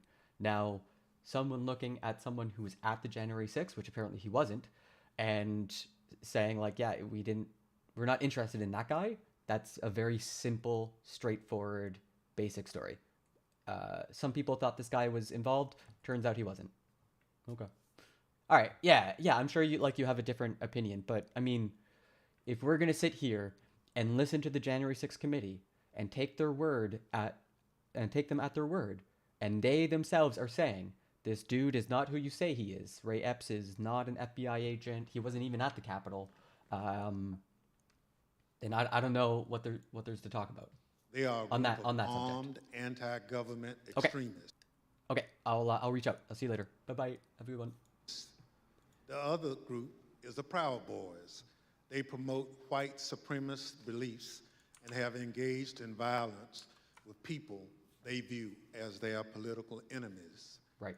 Members of both groups have already pled guilty to crimes associated with the January 6th attack. Pled guilty. Mr. Quested, as part of the documentary you've been filming, you gain access to the Proud Boys and their leader, Enrique Tarrio. Your crew filmed them in Washington, D.C. on the evening of January 5th and then on January 6th. On January 5th, the night before the attack, you were with the head of the Proud Boys, Mr. Tarrio, in Washington, D.C. What happened? We picked up Mr. Tario from jail. Is this guy British? There's nothing funnier than a British person, like, observing, documenting the collapse of the American Empire. He'd been arrested for carrying some magazines, some extra capacity magazines, and he took responsibility for the burning of the Black Lives Matter flag that was stolen from the church. Right. On December the 12th. We were attempting to get an interview with Mr. Tario. We had no idea of any of the events that were going to subsequently happen. Right. We drove him to pick up his bags from the property department of the police, which is just south of the Mall. We picked up his bags and went to get some other bags from the Phoenix Hotel, where we encountered Mr. Stuart Rhodes from the Oath Keepers. By the time I'd gone to park the car, my colleague was saying, who'd got into the car with Mr. Tario, that they had moved to a location around the corner, the parking garage of the Hall of Legends, I believe. Hall of Legends. So we quickly drove over there. We drove down into the parking garage and filmed the scene of Mr. Tario and Mr. Rhodes and certain other individuals in that garage. Right. We then continued to follow Mr. Tario. There was some discussion about where he was going to go. He ended up going towards a hotel in Baltimore, and we conducted an interview with him in the hotel room. And then we returned to DC for that night. And what was interesting that night, actually, was that was the first indication that DC was much more busy than it had been any other time we'd been here, because we couldn't get into the hotels we wanted to, and we ended up at a hotel that, was not as satisfactory as we would hoped. Who cares? What? What a weird. Thank you. People are laughing. Like, what the fuck? What you're saying is you filmed the meeting between Mr. Tario and Oath Keepers. And also, yeah, do we interview this 3%er? Huh? A-chat? Is that a good idea or a bad idea? Leader Stuart Rhodes, right? Indeed. Any questions that you you couldn't all have? hear what was said, but according to the Justice Department indictment of Mr. Tario, a participant referenced the Capitol. Now, on the morning of January 6th, you learned the Proud Boys would gather near the rally scheduled to take place near the White House. What time did you meet up with the Proud Boys, and what was happening when they met? We met up with the Proud Boys somewhere around 10:30 a.m., and they were starting to walk down the Mall easterly direction towards the Capitol. There was a large contingent, more than I had expected, and I was confused to a certain extent why we were walking away from the president's speech, because that's what I felt we were there to cover. Interesting. So at 10:30 a.m., that's early in the day. That's even before President Trump had started speaking. Am I correct? Yes, sir. Wait. Okay. So how many Proud Boys would you estimate were marching together to the Capitol? A couple of hundred. Okay. Potentially, yeah. I'd say a couple of hundred Proud Boys were marching towards the Capitol at that point. Little platoon? At the time, was the area heavily guarded? No, that was, I remember we walked we walked down the Mall, we walked to the right of the reflecting pool, and then north along the road that leads to the Peace Circle. And as we were walking past the Peace Circle, I framed the Proud Boys to the right of my shot with the Capitol behind, and we see one sole police officer at the barriers, which subsequently breached. Yikes. We then walk up and Just one past guy. a tactical unit preparing, and you see that in the film where the man questions their duty and their honor, and you see maybe a dozen Capitol Police putting on their riot gear. Right. So, how would you describe the atmosphere at that time? The atmosphere was, it seemed to be much darker. I make efforts to create a familiarity between myself and my subjects to, make them feel comfortable. Yeah. And they were having none of it? The atmosphere was much darker this day than had been in these other days. Yikes. And there was also a contingent of Proud Boys that I hadn't met before from Arizona who appeared to wear these orange hats and had orange armbands. Weird. So when the Proud Boys went back down the hill to the Peace Circle, did a larger crowd start together? Well, no. First of all, we went round to the back and down the steps, and we took some photographs on the east side of the Capitol. Okay. And then we went for lunch. We went for tacos. So, Mr. Questa, you're a journalist, so you're pre-coup careful to tacos. stick to things that you have observed. Can't do a coup d'etat on an empty stomach. What you've told us is highly relevant. Let me highlight a few key facts that you and others have provided the committee. First, there was a large group of Proud Boys present at the Capitol. We know that from multiple sources. You now estimate that there were around 250 That's a to lot. 300 individuals That's big. that you've testified. They weren't there for President Trump's speech. We know this because they left that area to march toward the Capitol before the speech began. Massive. They walked around the Capitol that morning. I'm concerned this allowed them to see what defenses were in place and where weaknesses might be. And they decided to launch their attack at the Peace Circle, which is the front door of the Capitol complex. It's the first security perimeter that those marching from the ellipse would have to come to as they moved toward the Capitol. Okay. The Peace Circle walkway was always where the thousands of angry Trump supporters would arrive after President Trump sent them from the ellipse. Vanguard. The Proud Boys timed Main their Army. attack to the moments before the start of the joint session in the Capitol, which is also where President Trump directed the angry mob, quote, "We fight like hell." Waited until like they got all their political enemies under one roof. End quote. He told them before sending them down Pennsylvania Avenue, right to where the Proud Boys gathered, and where you were filming. Wow. Now, central question is whether the attack on the Capitol was coordinated and planned. What you witnessed is what a coordinated and planned effort would look like. Yeah, sounds like It was it. the culmination of a months-long effort spearheaded by President Trump. Mr. Quested, thank you for your eyewitness account of the lead up to the breach of the Peace Circle. Especially that bit about like a different cohort coming in, like that he had never seen before, wearing special armbands. That sounds pretty planned to me. Brings us to a point in time where you and Officer Edwards were in close proximity. At this point, I reserve the balance of my time pursuant to 5C, Section 8 of House Resolution 503. The chair recognizes the gentlewoman from Wyoming, Ms. Cheney, for questioning. Thank you very much, Mr. Chairman.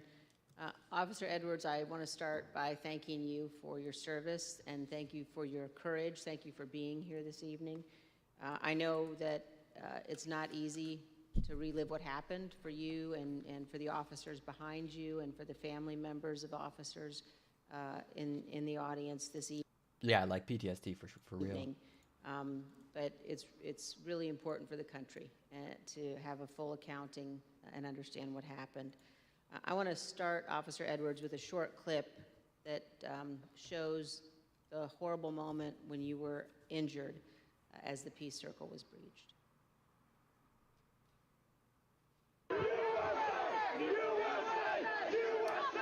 Oh shit, that's her? Holy shit, look at her go. Yeah, I remember that moment. Oh, she got fucking roasted.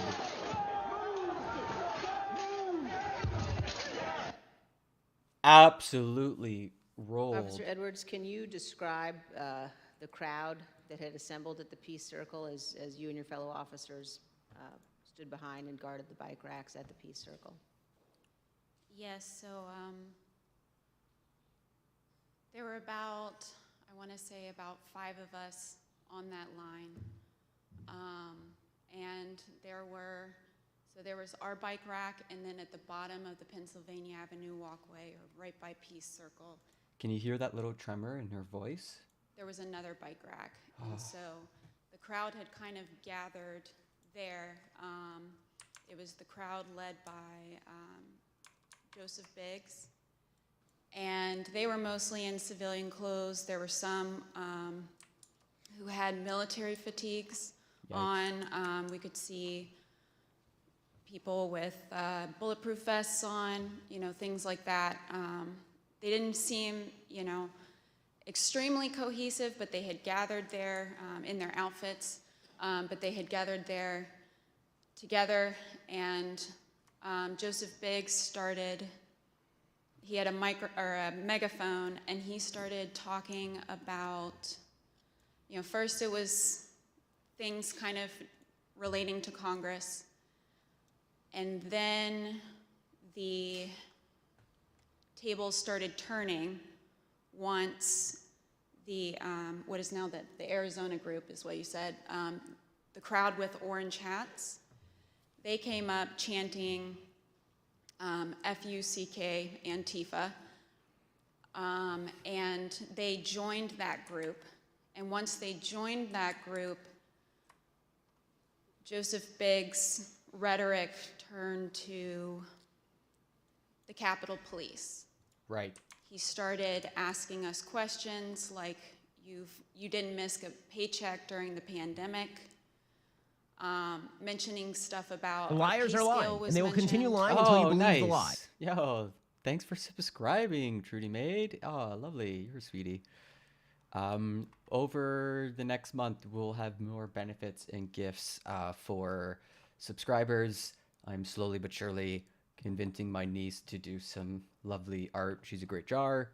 And then we'll have some lovely new emotes coming soon. But thanks for supporting the stream. I appreciate you. And started turning the tables on us. And I've worked, I can conservatively say probably hundreds of civil disturbance events. I know when I'm being turned into a villain, and that's when I turned to my sergeant and I stated the understatement of the century. I said, Sarge, I think we're gonna need a few more people down here. Bro. Yikes. And so after that, I think they started conferring. They went a little silent. They started conferring among each other. I saw the person now identified as Ryan Samsel. He put his arm around Joseph Biggs, and they were talking. And then they started approaching the first barricade. They ripped the first barricade down, and they approached our bike racks. It's like 5 of them? 5 on the line? At that time, we started holding on, grabbing the bike racks. There weren't many of us, so I grabbed the middle between 2 different bike racks. And, bad choice. I wasn't under any pretense that I could hold it for very long, but I just wanted to, make sure that we could get more people down and get our CDU units time to answer the call. So we started grappling over the bike racks. I felt the bike rack come on top of my head, and I was pushed backwards, and my foot caught the stair behind me, and my chin hit the handrail, and then at that point I had blacked out, but the back of my head clipped the concrete stairs behind me. Oh my God, yeah, that's not good. Yeah, and you were knocked unconscious. Is that right, Officer Edwards? Yes, ma'am. But then when So she was like the first casualty. you regained consciousness, even with the injuries, you returned to duty. Is that right? Yes, ma'am. Wow, holy shit. You know, at that time, adrenaline kicked in. I ran towards the West Front, and I tried to hold the line at the Senate steps at the Lower West Terrace. Wow. More people kept coming at us. It just seemed like, you know, more and more people started, you know, coming onto the West Front. They started overpowering us. And that was right about when MPD's officers showed up. Their bike officers pushed the crowd back and allowed our CDU units as well as theirs to form that line that you see, that very thin line between us and the protesters or the rioters, you know, at that time. I fell behind that line, and for a while I started decontaminating people who had gotten sprayed. Oh my God, of course. And treating people medically who needed it. Right. And then you were injured again there on the West Terrace. Is that right, Officer Edwards? Yes, ma'am. So after a while, I got back on the line. It was on the house side of the Lower West Terrace. And I was holding that line for a while. There weren't many of us over there. And Officer Sicknick was behind me for most of the time, for about 30 to 45 minutes that I was down there. We were just, as the best we could, we were just, you know, grappling over bike racks and trying to hold them as quick as possible. All of a sudden, I see movement to the left of me, and I turned, and it was Officer Sicknick with his head in his hands. Ooh. And he was ghostly pale. Ooh. Which I figured at that point that he had been sprayed, and I was concerned. My, you know, cop alarm bells went off. Because if you get sprayed with pepper spray, you're going to turn red. He turned just about as pale as this sheet of paper. Wait, what? And so I looked back to see what had hit him, what had happened, and that's when I got sprayed in the eyes as well. Damn. I was taken to be decontaminated by another officer, but we didn't get the chance because we were then tear gassed. Holy shit. Yo, like, and police getting, like, this is such a flip.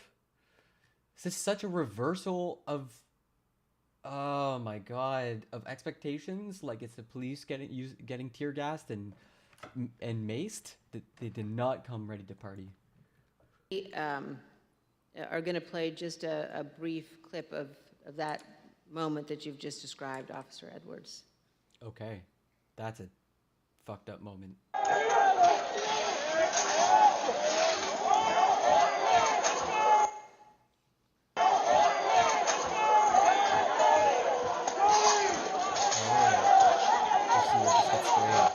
Let's go back, because we're not watching this live.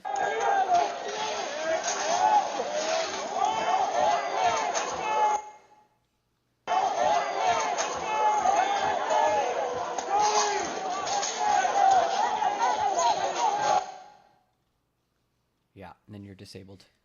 Officer Edwards, I just want to thank you for being here. And I know, again, how difficult it is. I know the family of Officer Sicknick as well, who's here tonight. And is he the one who died?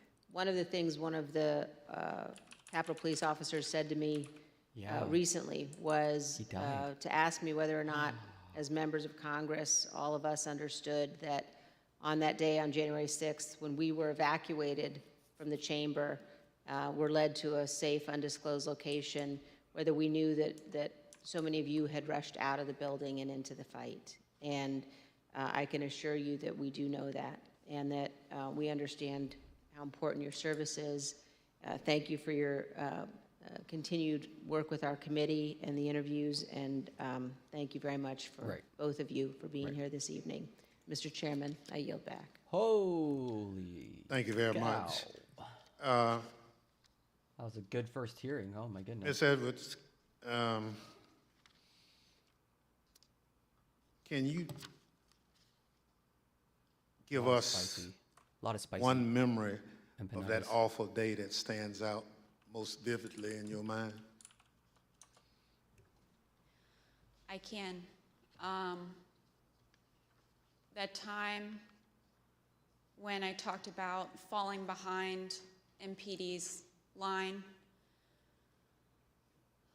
I remember because I had been kind of shielded away because I was holding those stairs, so I wasn't able to really see what was going on over here. Right. When I fell behind that line and I saw, I can just remember my breath catching in my throat. Oh, hey, Doug Glover. Yeah, how's it going? Hope you're enjoying the Because content. what I saw was just a war scene.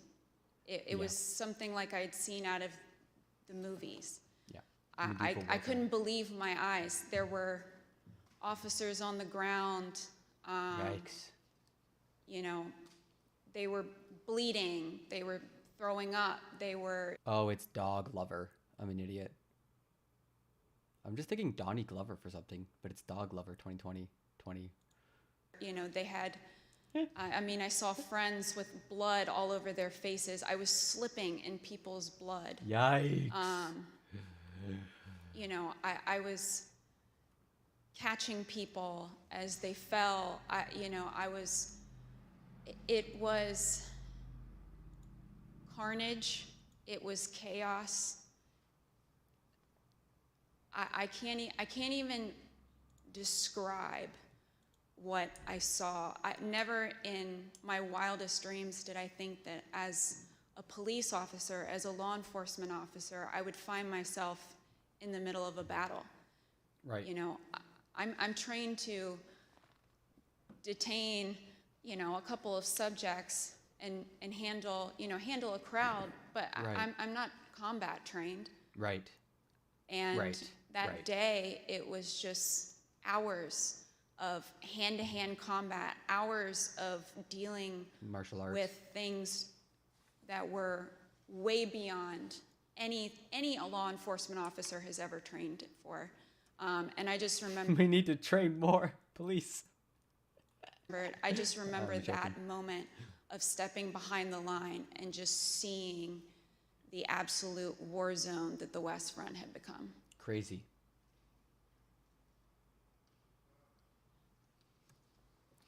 Let me thank you for your service and obviously your bravery that you have told the world about tonight. It's unfortunate that you had to defend the Capitol from fellow Americans. None of us would ever think that that would have to happen, but it did. Right.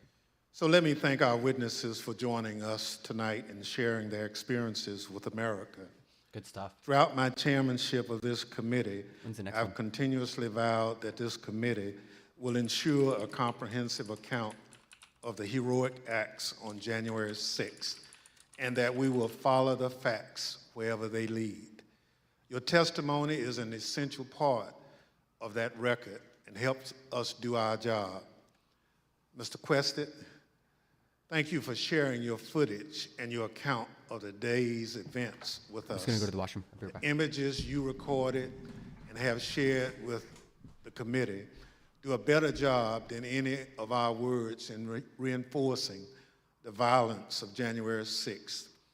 We hope that the power of your footage help encourage all Americans to consider how citizens with so much in common could viciously brawl at the seat of their democratic government. Officer Edwards, thank you for your brave service, as I indicated, on January 6th, and all you did to protect us, and most importantly, our democracy. If you and your fellow officers hadn't held the line against those violent insurrectionists, we can only imagine the disaster that would have ensued. Your heroism in the face of danger is admirable, and your will to continue to protect and serve despite your serious injuries should be an inspiration to all of us. We wish you a continued recovery and look forward to seeing you back in uniform sometime soon. That was quite the session, I have to say. That was a lot more intense than I thought it would be. Okay, so we're moving on. There's a bit of fallout from all of this, and I'm very curious in it. So I got a couple things lined up, and then we'll probably switch to Mobazu. So yeah, there's an organization called Check My Ads, which I will now follow. Fox News is more fragile than you think. Together, we can pressure the ad industry to drop Fox News because of their support of the January 6th insurrection. And we have proof that it works. For these protesters, the 2020 presidential election was not fair. Patriots here ready to fight, certainly have the back of the president, hoping there's some courage shown on Capitol Hill. No honest person would claim that it was fair. This is a huge victory for these protesters. On many levels, the system was rigged against one candidate and in favor of another. We need to strike at the heart of their power. We need to show that the next revolution is just getting started. Wow. It's no secret that Fox News contributed to the January 6th insurrection. So it's strange that Fox News still has advertisers. The advertising industry has made it clear they don't want to sponsor violence of any kind, let alone the overthrow of the government. Oh, yeah. But here's a secret. Fox News is a lot more fragile than you think. And now you can do something to hold them accountable for contributing to the last insurrection and to let advertisers know they're at risk of funding the next one. It's actually easy, and we've done it before. Oh, yeah? A few years ago, a group of us got advertisers to drop Bill O'Reilly, and he hasn't been heard from since. Nice. Now, at Check My Ads, we've done it again. We've cut off millions of dollars in ad revenues from these people who incited the January 6th insurrection. Hey, Dick Fuentes bust people in. Steve Bannon on January 5th told people that it was going to be pretty intense. And is that Enrique? I actually don't recognize that guy. Is that Enrique Tario? Advertisers don't want to be associated with... Oh no, it's Dan Bongino. I want to be like Dan Bongino. ...toxic content like this. And they don't know they are. That's because advertisers don't place ads on the internet themselves. They pay ad tech companies to do it for them. An ad exchange executive might say something like this. Trust us. Okay, we promise our advertiser clients are going to reach a huge audience. We're going to connect them with new customers. Okay. And we are never, ever going to run their ads next to content that promotes violence. The fact that ad exchanges are still sending ads to foxnews.com should be surprising to everyone. Ad exchanges promise brand safety standards, and Fox News simply does not meet them. On TV, advertisers choose to be on Fox News, but online, advertisers don't control the defaults. That's why we're focusing on Fox News Online. Most advertisers don't realize they're funding an insurrection by default. So we have to tell them. You can tell them. This is what we're gonna do. Okay.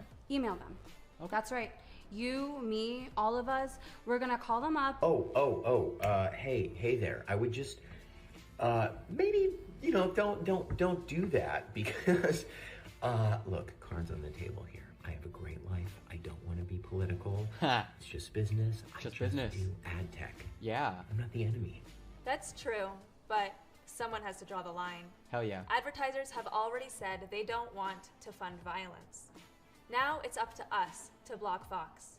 To make sure FoxNews.com is cut off from the digital advertising industry today. Let's go. Go to checkmyads.org/Fox and sign up to send emails with us. Okay. We'll give you everything you need. Names, email addresses, and templates. Join us in saying enough is enough. We will not fund another insurrection. Trust us. These emails work.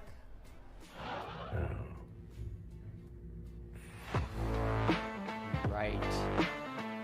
I mean, everyone likes to pretend that they got total control over their email, but like, yeah, if you get email bombed, if everyone like starts hitting up your public, it's gonna be hard just to use it. It's gonna become dysfunctional. Awesome. Awesome. This is great to hear. Pattern of false or misleading information or news. Any other content that is illegal, promotes illicit or harmful activity, or infringes on the rights of others, including sites that provide how-to information on bomb making, log picking, and similar topics. Oh, wow. Yo, they're coming. Days are coming. Oh, that's good to hear. That's good to hear. I hope that plays out as well as I think it will. Okay, so there's a bit other news that is falling out even just from like literally this moment. Fired Fox News editor Chris Stirewalt says he will testify before January 6th committee. We're going to find out if just how deeply involved Fox News was in all of this. We got the biggest takeaways from MSNBC, so some lib shit. What's happening on Capitol Hill? We don't care about political. Donald Trump turns on Ivanka after her testimony played last night in January 6th hearing.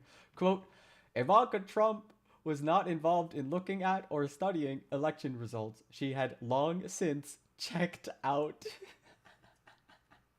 Oh, it's the Daily Mail. God damn it. Where is it? This is on his Truth Social, I guess. She had long since checked out and was, in my opinion, only trying to be respectful to Bill Barr in his position as Attorney General. He sucked. Bill Barr was a weak and frightened Attorney General who was always being, quote, played and threatened by the Democrats and was scared stiff of being impeached. Capital impeached. How do you not get impeached? Do nothing or say nothing, especially about the obviously rigged... Okay, all right. This is why he's on Truth Social. Analysis. Fox News didn't just ignore this January 6th hearing, it did something worse. What'd they do? Washington Post. Fox News didn't need to announce that it wasn't going to cover Thursday's night's primetime hearing from the House Select Committee investigating the January 6th, 2021 attack on the Capitol. The network has been all but completely ignoring the subject for the 17 months. Skipping the hearing was a continuation of a pattern, not a break from one. But it nonetheless announced that coverage would be shunted to Fox Business and the network's streaming platform, and it shrugged at the various scoldings that followed. When 8 p.m. Eastern rolled around, though, it became clear that the network wasn't simply going to not cover the hearing. Who wrote this? Why are you putting double negatives in a sentence? Jesus. Instead, it began more than 2 hours of commercial-free rebuttal. Oh, we have got to watch this. Are you for real? Let's see. Let's see if Tucker Carlson. Yeah, here we go. 9 hours ago. Peter Navarro, who just got picked up by the police. Laura Ingraham. Wow, they went hard. They're firing on all cylinders. At the top. This is the only... We should tell you, and as we said at the top, this is the only hour on American television that is not broadcasting unfiltered propaganda into the homes of unsuspecting viewers. On the screen, you see 8 boxes. Those are 8 different TV channels taking the Nancy Pelosi feed unfiltered. Yo. Now, if at any time in your life you've ever made fun of totalitarian regimes that, broadcast lies into the homes of the population that they can't turn off, take a look at that. That's happening right now. Lies involving emails and texts that were sent by Republicans who worked for the White House. Oh yes, those lies. Fucking wild. Meanwhile, gas is over $5. Inflation is higher than it's been in the lifetime of most Americans. Violent crime is making cities impossible to live in, and more than 100,000 Americans OD'd on drugs last year. Why isn't there a primetime hearing about any of that? Charlie Hurt is the opinion editor of the Washington Times. He joins us tonight. Charlie, great to see you. I mean, if you take three steps back, what we're really watching is members of Congress talking about themselves again. Yeah, absolutely, because the alternative is for them to have to talk about policies. And if they talk about policies, they have to talk about their, and it's not just their failures of, all the failures we see right in front of us. Gas prices, crime, an open border, fentanyl deaths. You can go through, the list is endless. And if anybody got out of Washington, any of these people got out of Washington and talked to normal people, they would realize that American people are very, very concerned about a lot of things. This is not one of them. But then you step back even farther and you look at just the cavalcade of lies that Democrat politicians have made in their promises to get elected ever since even before Joe Biden came to Washington, whether it's solving health care problems for poor people. The context is Republicans or Trump tried to overthrow the government, and they're trying to respond with their classic, their bog standard, all politicians lie, but Democrats do it more and worse. Like, it's not going to work this time. So ending poverty or providing public education to people. They failed on all of these fronts. And the reason and I call this the third failed impeachment trial of Donald J. Trump. The reason they have to talk about this stuff is because they can't talk about those other issues. They have to distract everybody from but then it's even crazier than that. This guy can't finish a sentence. It's so fucking wild. When you get to the issue of security and you start thinking about what people, whose businesses were destroyed in these riots that Democrats supported in the year running up to the election, and you think about the security, think about the parents whose children, they fear for their children going into an elementary school today. And Democrats control both chambers of Congress. This guy has very much shifted focus. He's now talking about Uvalde, Texas. And the White House. They have not done a damn thing to protect children in schools. Yeah. Beyond that, the third branch of government, the judiciary, we have Supreme Court justices living under the threat of their family being assassinated. And Nancy Pelosi will do nothing about it. All she can talk about is this day a year and a half ago when she was afraid, or they were afraid of some goofball trespassing nutty rioters coming. Wow, people died, my guy. Yo, this is agitprop right here. This is undistilled, hyper-focused agitprop. They fucking worked on that before. He was coached. He's got a little microphone in his ear telling him what to say. This is all very scary. Through the Capitol, I think that what we're seeing, and I think all this is going to backfire.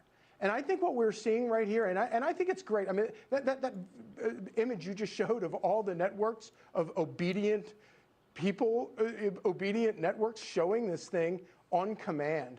I think what we're seeing is the final swirling of credibility for the media and Democrats going down the drain. I think they're going to pay a price, and I think this spectacle right here is going to make it even worse for them, because the difference between their concern here and the concern about anybody else, including school children in elementary schools, it's breathtaking. He's not even like trying to make the argument. He's just vaguely gesturing in the way of trauma and crisis and being like, they're not doing anything. Like, it's so fucking weird. Oh, God. Navarro is the former White House economic advisor and author of Taking Back Trump's America. So, Peter, what exactly happened to you the other day? Well, when you said shackled, Jesse, you weren't talking metaphorically. I literally was put in leg irons and handcuffs, solitary confinement in John Hinckley's cell, I was fondly told, and taken at an airport by 5 FBI agents, me, all 145 pounds of me and 72 years of age. The funny thing, Jesse, grimly, is that the FBI is literally across the street from me, and they could have done this far more civilly. But it is about the spectacle tonight, Jesse, what we have and what I've been fighting against. I mean, something to shake Americans out of their slumber. They're sleepwalking towards a fascist state. What the fuck? Wake up. And 4 is a kangaroo committee that has weaponized the investigatory process. Like Benghazi was weaponized? Like, come on, guys. It's issuing illegal and unenforceable subpoenas for the purpose, no other purpose, other than smearing Donald Trump to prevent him from returning successfully. And since that other terrible human being mentioned Uvalde, let's check up on that. Apparently, the Uvalde school police chief is defending the response. Associated Press. The Texas school police chief, criticized for his actions during one of the deadliest classroom shootings in U.S. history, said in his first extensive comments published Thursday that he did not consider himself the person in charge as the massacre unfolded and assumed someone else had taken control of the law enforcement response. We did a great job, everybody. Also, I have no idea who was in charge. Pete Arredondo, the police chief of the Uvalde School District, also told the Texas Tribune that he intentionally left behind both his police and campus radios before entering Robb Elementary School.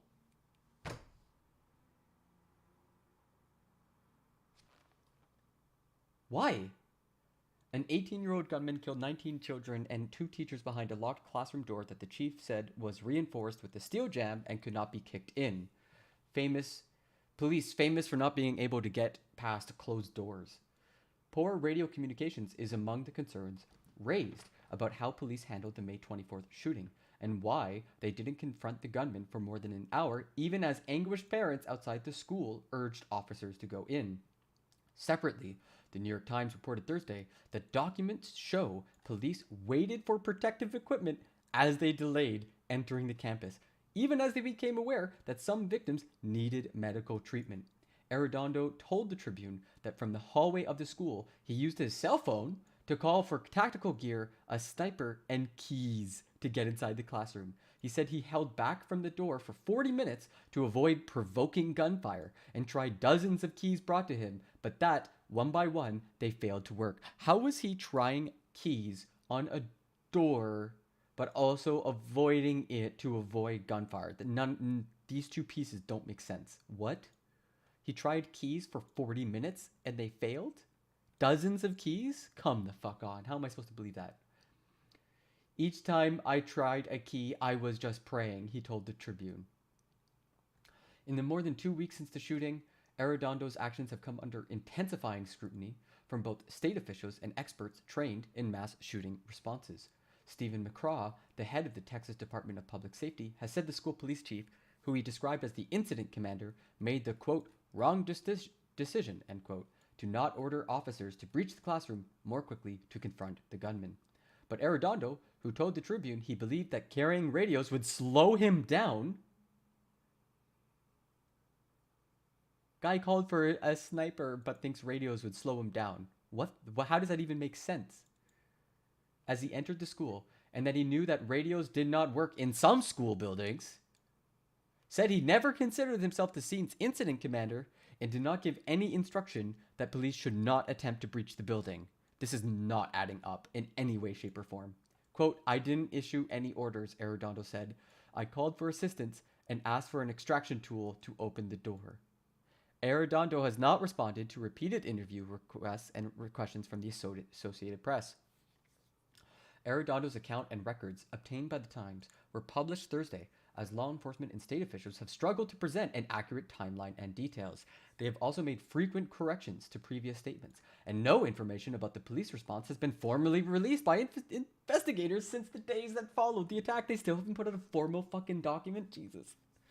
According to documents obtained by the Times, a man who investigators believe to be Arredondo could be heard on body camera footage talking about how much time was passing. Quote, people are going to ask why we're taking so long.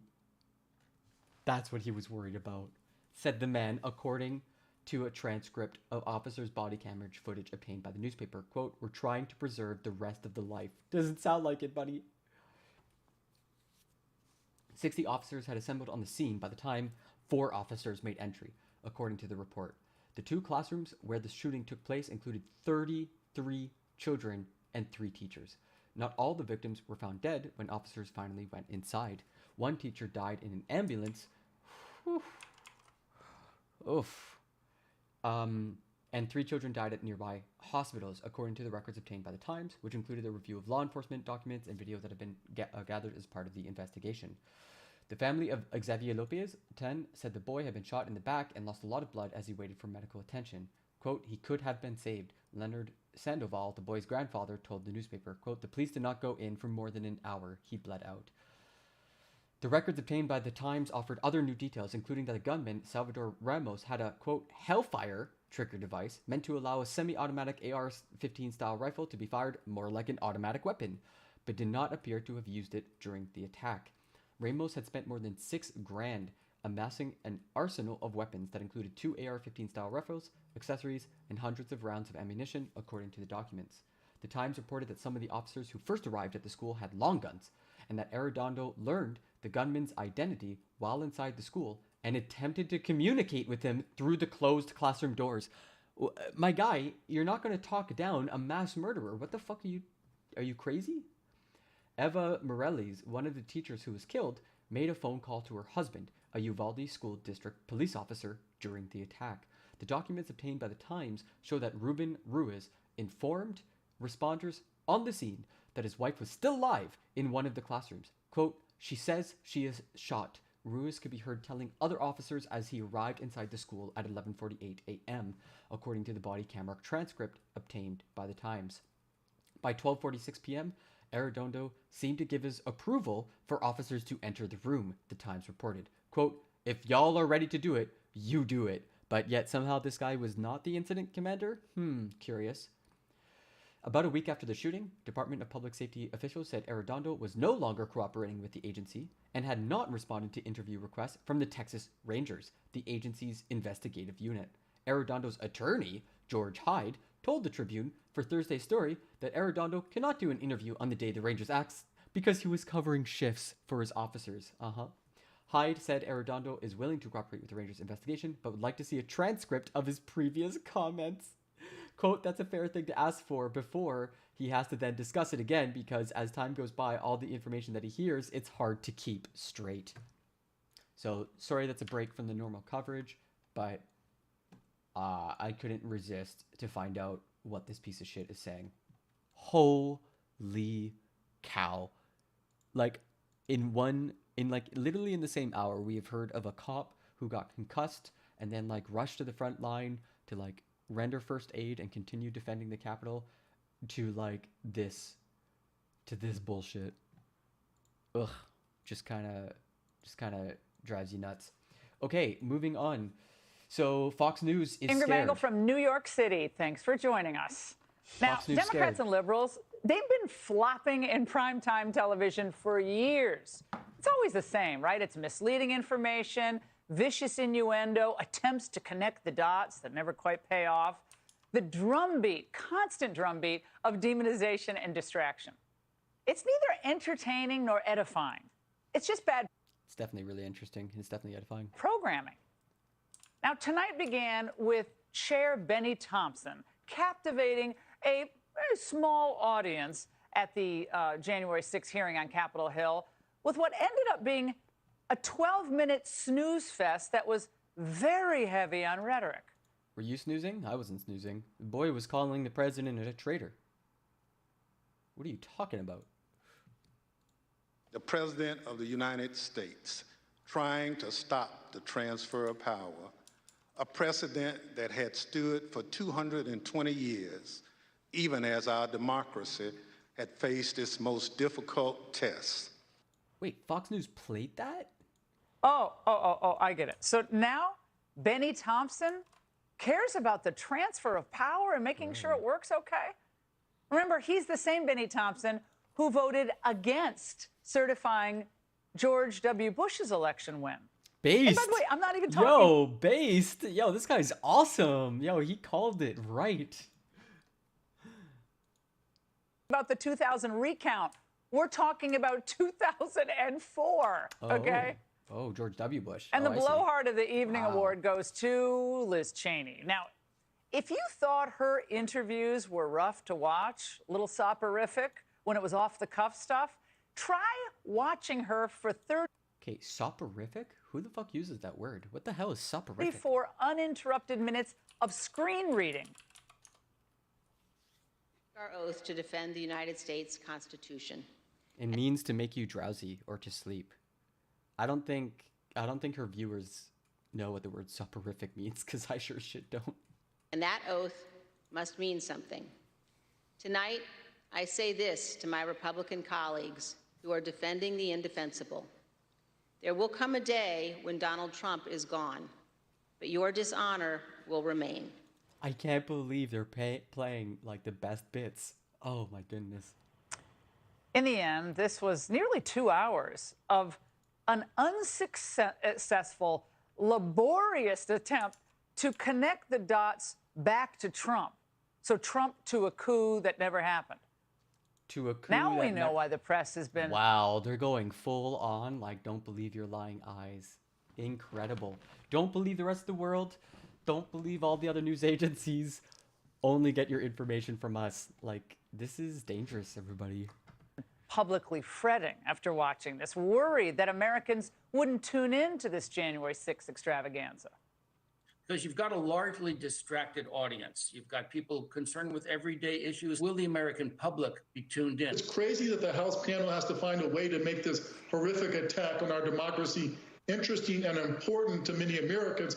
But that's where we are. People aren't tuning in to watch what Democrats hope will be this extremely persuasive argument. Is that going to change any minds and influence people? Democrats always flop in prime time, okay? It's just a given. Remember, this is not Americans not caring about democracy. It's that Americans don't believe that democracy was truly, really at risk on January 6th. There was no possibility that anything that happened at that riot, which we spoke against vociferously that night, and I did tweets that. Oh yeah? You guys spoke against it while you were texting Mark Meadows? Laura Ingraham, you yourself literally texted Mark Meadows. What the fuck? Day, that riot on Capitol Hill would have undermined the results of the election. There wasn't a single serious person in D.C. who believed that Biden wasn't going to be sworn in as president on January 20th after that insurrection that wasn't. Everyone knows what a coup is. Guns, standoffs, maybe hostages taken, hostile forces grabbing. Yeah, coups only look like one thing. There's only one way that a coup can look like. Having the reins of power. What the fuck is this? It goes on for a little bit more than 2 hours, doesn't it? Well, none of that happened here. Violence, yes. Criminality, yes, you bet. Oh, but a coup? An insurrection?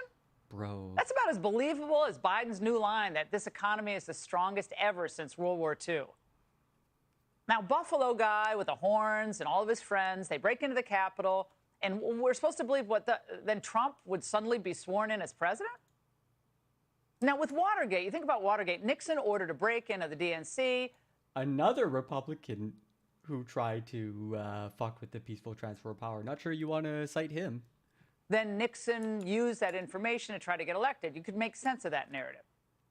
This one's actually even simpler than the Nixon one. Narrative, the one that Cheney is so locked on to reading that screen, was that these people, this ragtag group of people, were threatening the entire foundation of our representative democracy?